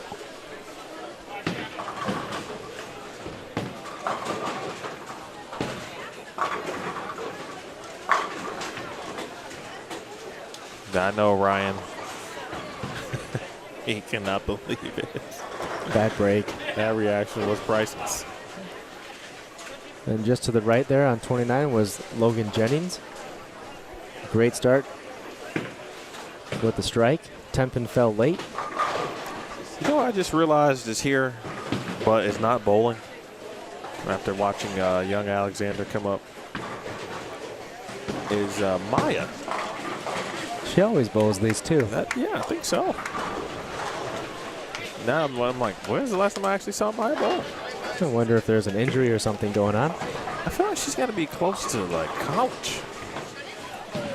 Maybe yeah, I'm she's just making that up. From what I know, she's the oldest of the Santalese. Yeah.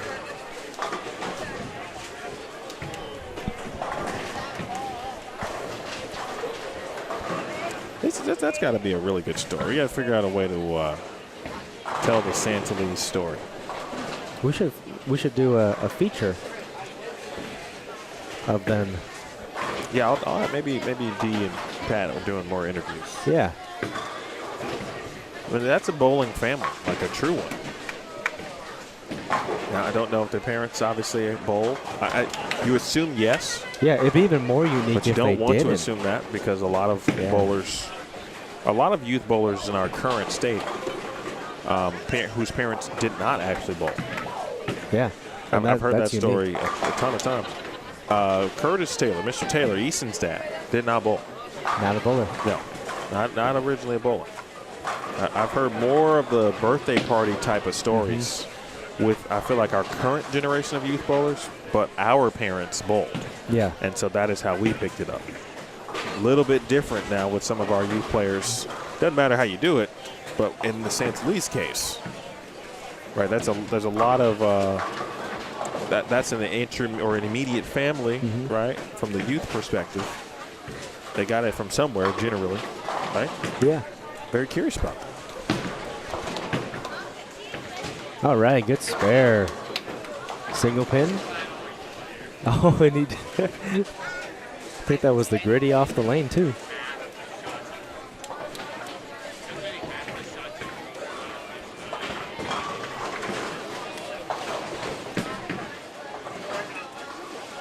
Carlos, is Maya in college?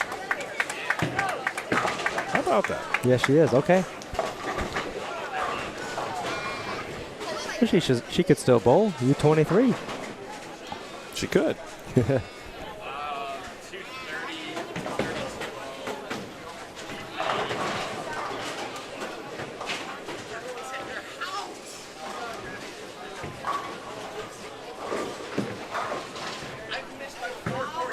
Next year. Okay, next year. So she might be Alexander unable strikes. to compete at the moment. My favorite young player to watch bowl. That's got to be a fun household.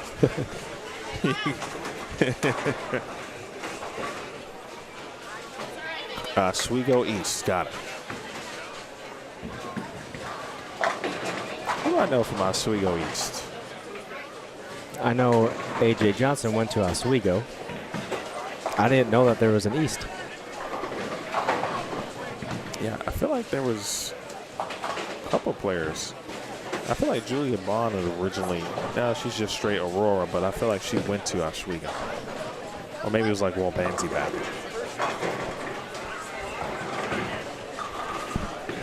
It was Walbanzi. Walbanzi, excuse me. Aurora doing their thing. Well, this is intriguing. So we've got a staff member trying to get some dead. Well, they already actually got one. He stopped midway to communicate with the front desk. Oh, we had a flag that was almost going to go down. Good call. Good call there, front desk. Well done. Well done there. Yeah, those are the banners for all of our champions, courtesy of H5G Brands. Shout out to young Addison here. Oh, with on the push cue technique. with a strike. Let's go, Addison.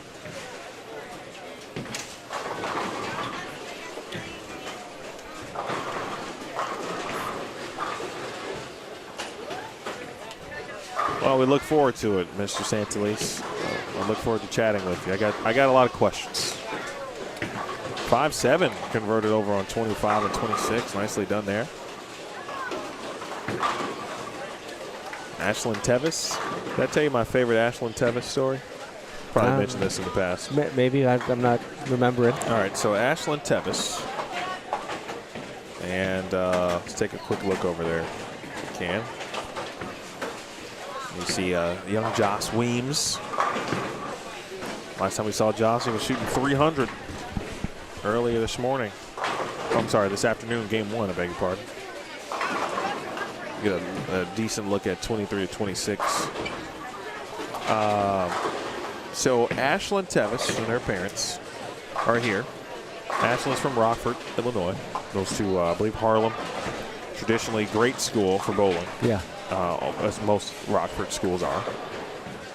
And I saw them at the, I believe it was 2023? Yeah, the 2023 PWBA.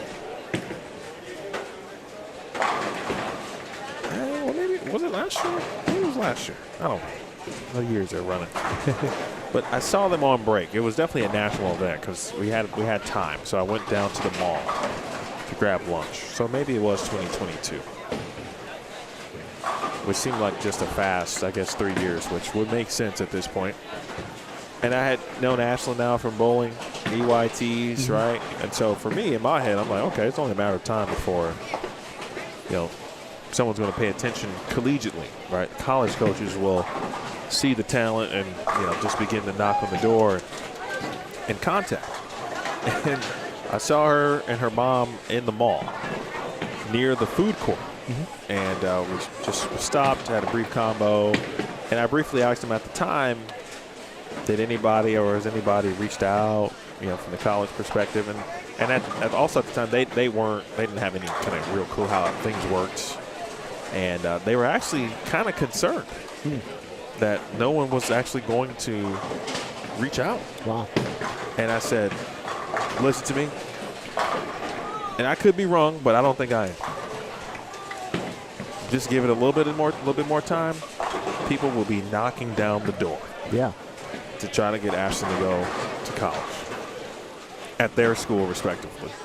And sure enough, it just started to happen as I thought it would, because when you have that kind of talent, it gets noticed. That's generally how it goes. And that's my if Ashlyn Tevis goes to the Hall of Fame, I'm still going to bring up this story. Yeah. Hopefully, I'm still living. But every time I see her parents, and I saw them at Junior Gold, and I go, hey, remember that time where we saw each other in the food court at the Cherryville Mall in Rockford? And you said, yeah, no one was looking at Ashlyn at the time. And I told you, don't worry about that. It's going to happen. I guarantee it. And then, like 2 years later, she signed at Jacksonville State. Yeah. And she signed early. Yeah. I think this is her senior year now of high school. Okay. And she's already signed. Yeah. She signed as a junior. Amazing. It'd be like, how would someone not contact Ashlyn Tevis? And it could actually, if it could have been a timing situation too. It was very early in the. Yeah, like the recruiting process can't begin until I think after your sophomore year. Ultimately, but yeah, I think she was at this point she would have been a freshman in high school. Alexander Santilli's 3 strikes in a row, 5, 6, and 7 frames, and in the 8th, 10 pin. Let's go back to our guy. Putting in the work before we go.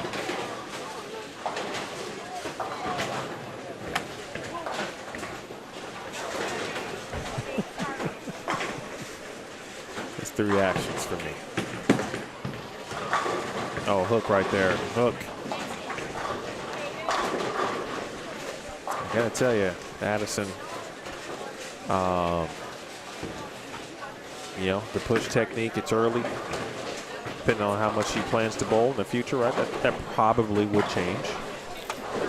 But she's kind of got a head start on the two-handed side. Yeah, I wonder what hand she prefers. Right. Is she left-hand dominant or right hand? And that's how so many, you hear the stories of two-handers. That's how so many of those stories begin. I wasn't strong enough to throw a 8-pound ball or whatever. I was too little as a kid to throw a 10-pound ball, and the only way I could is if I threw it with 2 hands. That's how so many stories begin. Starting to get a few more hand claps.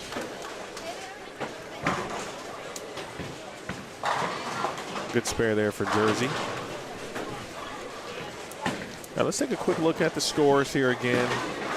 Let's look at our totals now.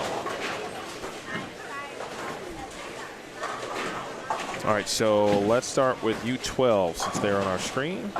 Logan Jennings, Caden, and Reagan right now the top two in U12 boys. U12 girls, Ava Flanagan and Jersey right now the top two. U14 boys, Nehemiah Kiefer 36 over, Aaron Odajebi 40 over.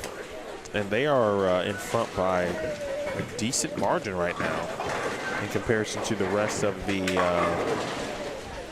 division. Tomorrow I'll tell you how many players we will be. Are we doing eliminator, by the way, tomorrow? Yes. Okay, so tomorrow I'll tell you how many players will be in each division, what our cuts are going to be, and then obviously we'll be able to keep track of that as tomorrow's block continues on. Leia Basevic leading in U14 girls, followed by Olivia Portillo and Reese Renth. U16 boys, Lucas Drisdale. Wow, Drisdale at plus 295. Wow. Ryan Carmichael plus 254. Sebi Vetter plus 206. Ben Dahl plus 146. That's a wide-ranging division right there. You got 3 players 200 over, 1 player 140 over, 1 player 70 over, and then the next closest is 30 under. A lot of separation right there, a lot of space. U16 girls, Abigail Lawson, minus 105. I almost said Starkey. Very used to saying Abigail Starkey. Yeah. But she's at Nebraska in college. Lawson, minus 105. Ava Mazza is second, followed by Autumn Stroh, Leah Johnson. That's going to be a nice little race to the there's 7, so I'm assuming maybe cut to 3 in that division. We'll find out. U18 Is there boys. a cut line? I guess you're right. Look at Riley. Look at the president. Yeah, I think it's U16 would have been 3. Yep. Okay. U14 also 3. And then I know the U12s were both going to be 2. Actually, U12 boys is 3. U16 boys cutting 8. U14 boys cutting to 4 tomorrow. U18 boys cutting to 10. There are 27 U18 boys. 10th right now is 64 over, but Brett Biondo is 404 over. 404. His average has gone up. That is ridiculous. This is wild. 240, his low game today. Then Biondo's low game today is 188, and that's a supreme low game. Yes. Okay. 188, and he's still averaging over 240. Wow. Outside of the 188, his next lowest game is 224. Pretty good day. Pretty good day. 245, 258, 263, 224 the first 40. 190 over for the block, and he may not win the block. He's tied with Anthony Swanson through 4. Oh. I got to see Joey and Vince, his parents. They walked in right when the second block was about to begin, and they were jokingly saying to me, if game 1 doesn't go well for this second block, we might just have to leave because block 1 went so well. Well, good to see that they're likely still here because he's bowling so well. It's not a good luck charm or a bad luck charm. This is just a great day of bowling for Biondo and others. Yeah, he's probably going to get a 2-round bye, but it's early and medium patterns can be tricky. That's right. A lot can shake up. There's still a lot of bowling to come. 5 games tomorrow on a medium pattern. They can be very tricky. And then finally, U18 girls are taking the top 4. And Sarah Legu, who's having a very good block, too, on the long pattern. She's taking the lead. But Ashlyn Tevis about to step up. She can shoot 268 to end the day and get to plus and possibly be leading. Bella Santalis, by the way, is 4th in U18 girls, and she could be or will be in the mix for a spot tomorrow in the finals. Let's take a look at Ashlyn's 10th frame real quick here. She's going to be on the right of your screen.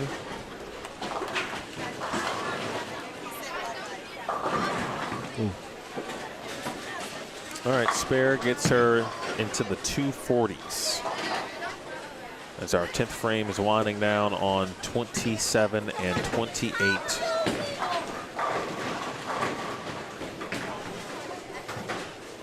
And then U23. We'll take the top 3 there. Dylan Alvarado leading the way. I forgot Donovan Lake is now in that division. He's having a big block for this set then. Yeah, Dylan is. Yeah, look at that. Smokes, 162 over this game. Look at that. Dylan Alvarado, 223, 234, 267, 238. Wow. Willie Dangerfield led U23, minus 52 this morning. That's a huge swing for Dylan Alvarado. Not a swing and a miss right there. He Yeah. connected. He got all out. Yeah, minus 144 Put it in the over the first fence. block, and now getting back to plus on this long pattern. Putting it over the fence.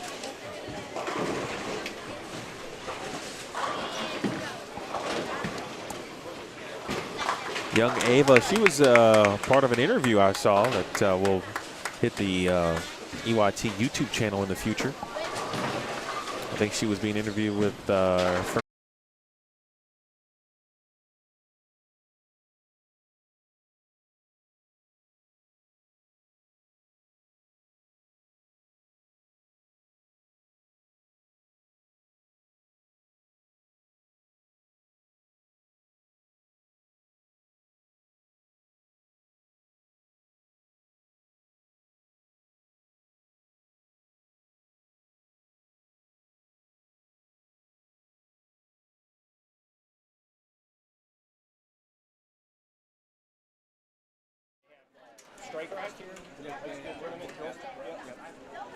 All right, folks, so just an FYI, there was a power surge that went through the building. Brett's on the front 9.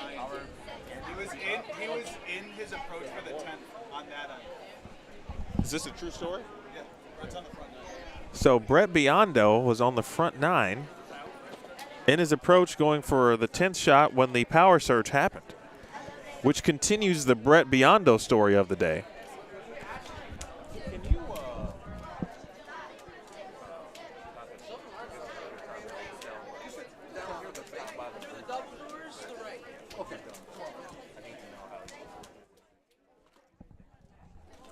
All right, so we're going to try to have Brett Biondo.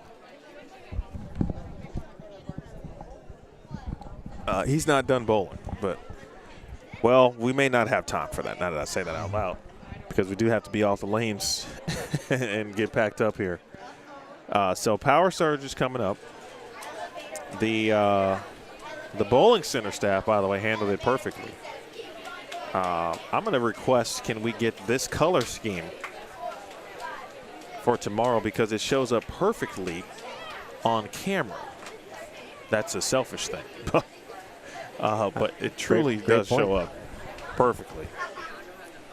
That's the one we need right there for And Biondo is on lane 9 or so? It's somewhere on the low end. Front 9 and on we were told that he's 9 got and the 10. front 9. 9 and 10. What a day he's had. He's up right now. All right, I'm going to keep an eye on him. Now how wild would that be? This is like the Peterson. If anyone knows the Peterson out there, they purposely mess around with bowlers that are doing well.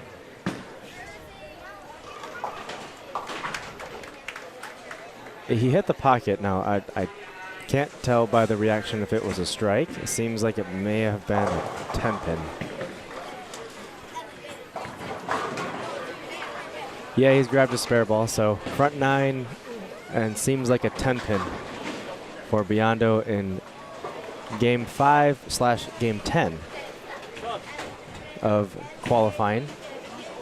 And that means his average is going to go even higher than what we just saw about 5 or so minutes ago.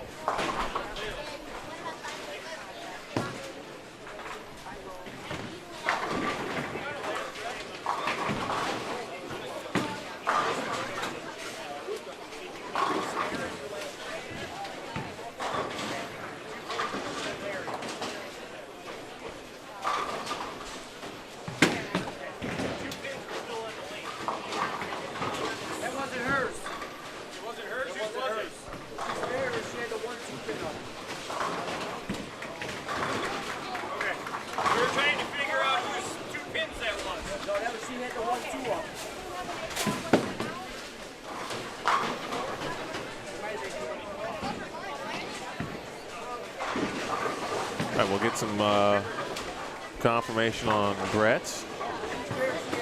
What a day. And Anthony Swanson could still maybe take the lead or win the block, I should say. It's unbelievable, truly. Swanson, wow, actually, that was great timing. I just got a glimpse of Swanson, and it looks like he left a 4-10 or something. It's a split, but he started with the open, and it looks like 5 strikes after that. So he could have potentially, with more strikes in the back half of that game, tied or surpassed 279 for Biondo. So that will officially wrap it up, because I think you said that they were tied in the second block? Yeah, they were tied at plus 190 for block 2 in particular. Yeah, so block 2, Brett will take over Anthony Swanson, as he cannot shoot 279 anymore. So he shot 1269 for 5 this block. At least earlier today, at least he got better. He shot 1214. So 1214 and 1269 is 248. You made him too easy, Riley. Usually I'm giving Riley crap about it being too hard. Man, well, I think I'm going to have to consult with John Janowitz on that one. We had the great JJ put these patterns together. I'm going to text him like, bro. Yeah. Somebody went plus, what do we say? 483 for 10 today. Those are numbers I don't know if we've ever seen the number like that at an EYT. But give that man his flowers. Brett Biondo, all the way down on 9 and 10. We're here on 27 through 30. So a little too far away, but maybe we can get Brett in the booth for a little conversation. Get inside the mind of a young man that just averaged 248 for 10 games.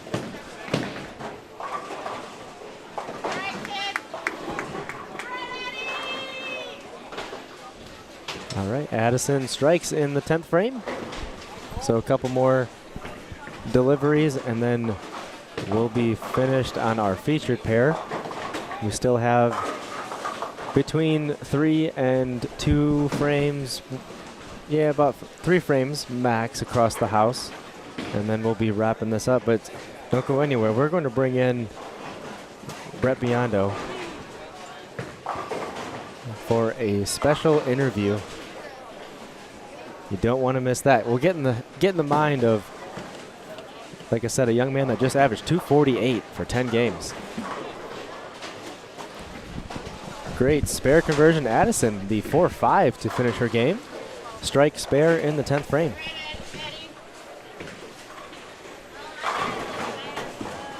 That is some wild stuff, man. I mean, truly. Here's Brett. Brett's walking over here. See if we can flag him down.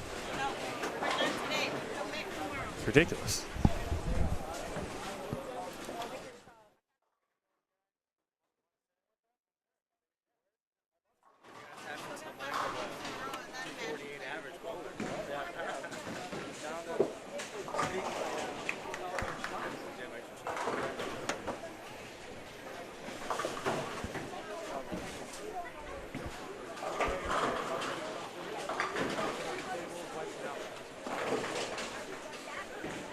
Just, I mean, truly. All right, so 29 and 30 is done. We'll move over to who's still bowling? Who's still bowling? Can Brett hear us? Can you hear? Okay. All right, go ahead and turn him up there, Riley. All right.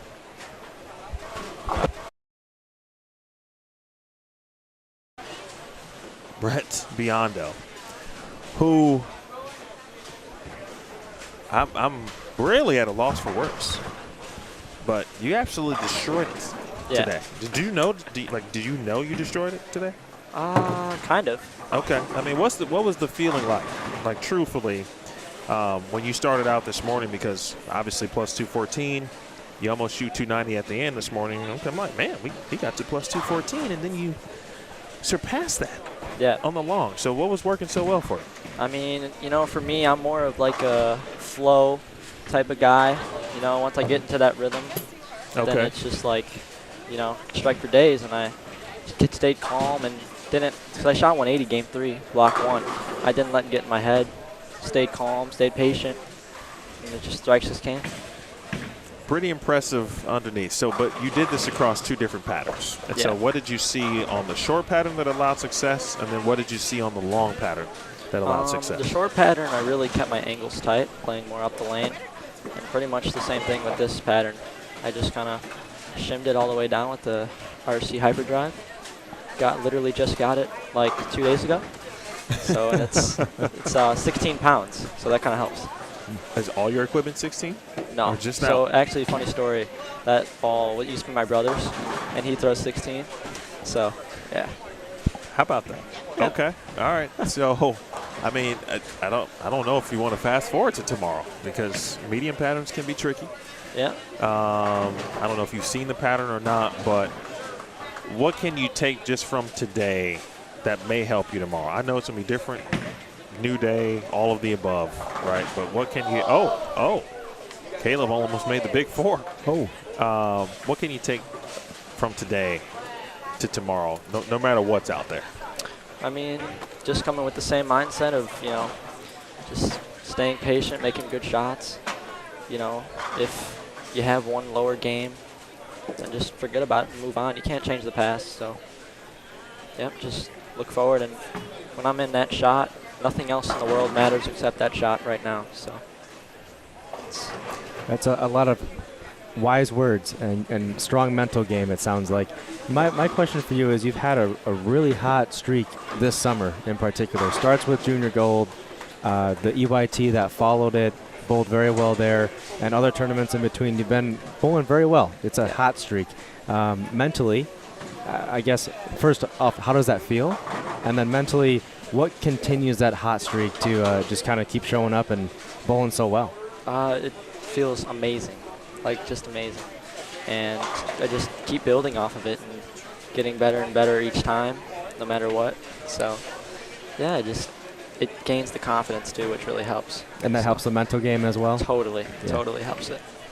Knowing that myself can come out here and, you know, even if I have a bad game, I can bounce back. It's just, it makes it easier for sure. Yeah.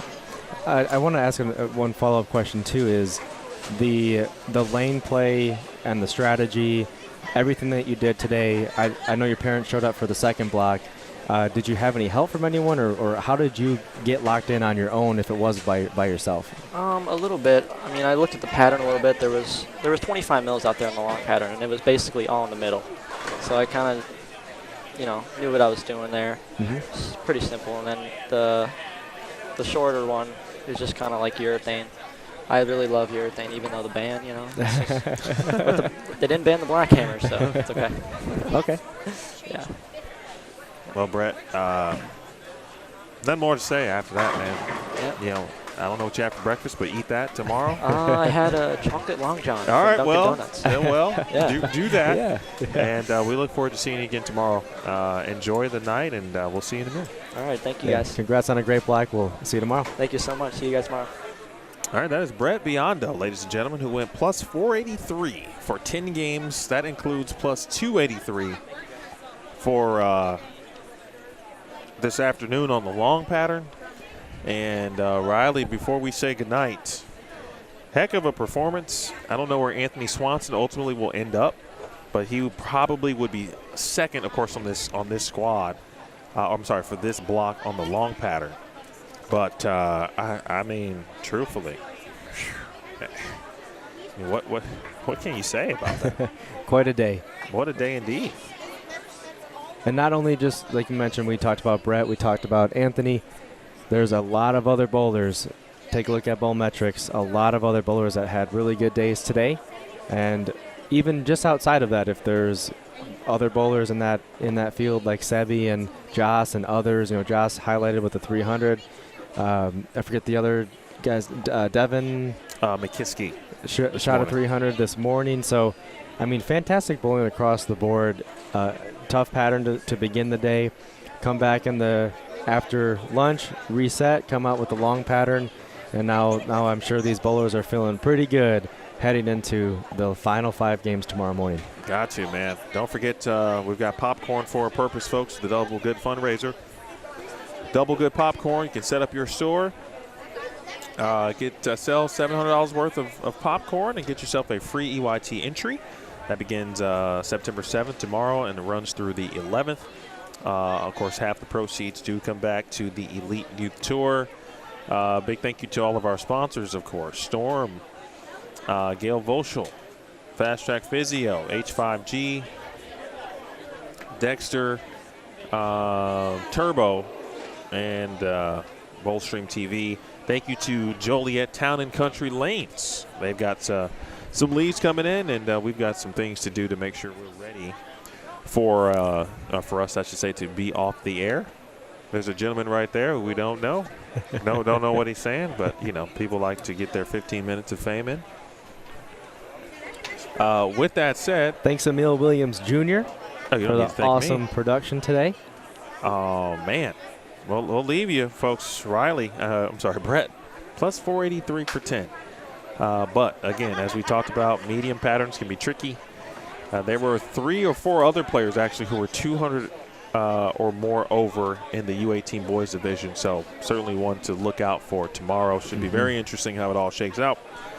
With that, we'll see you in the morning, 8 a.m. Central, 1 hour earlier. 8 a.m. Central. We will tear it down for now and get ourselves prepared for tomorrow.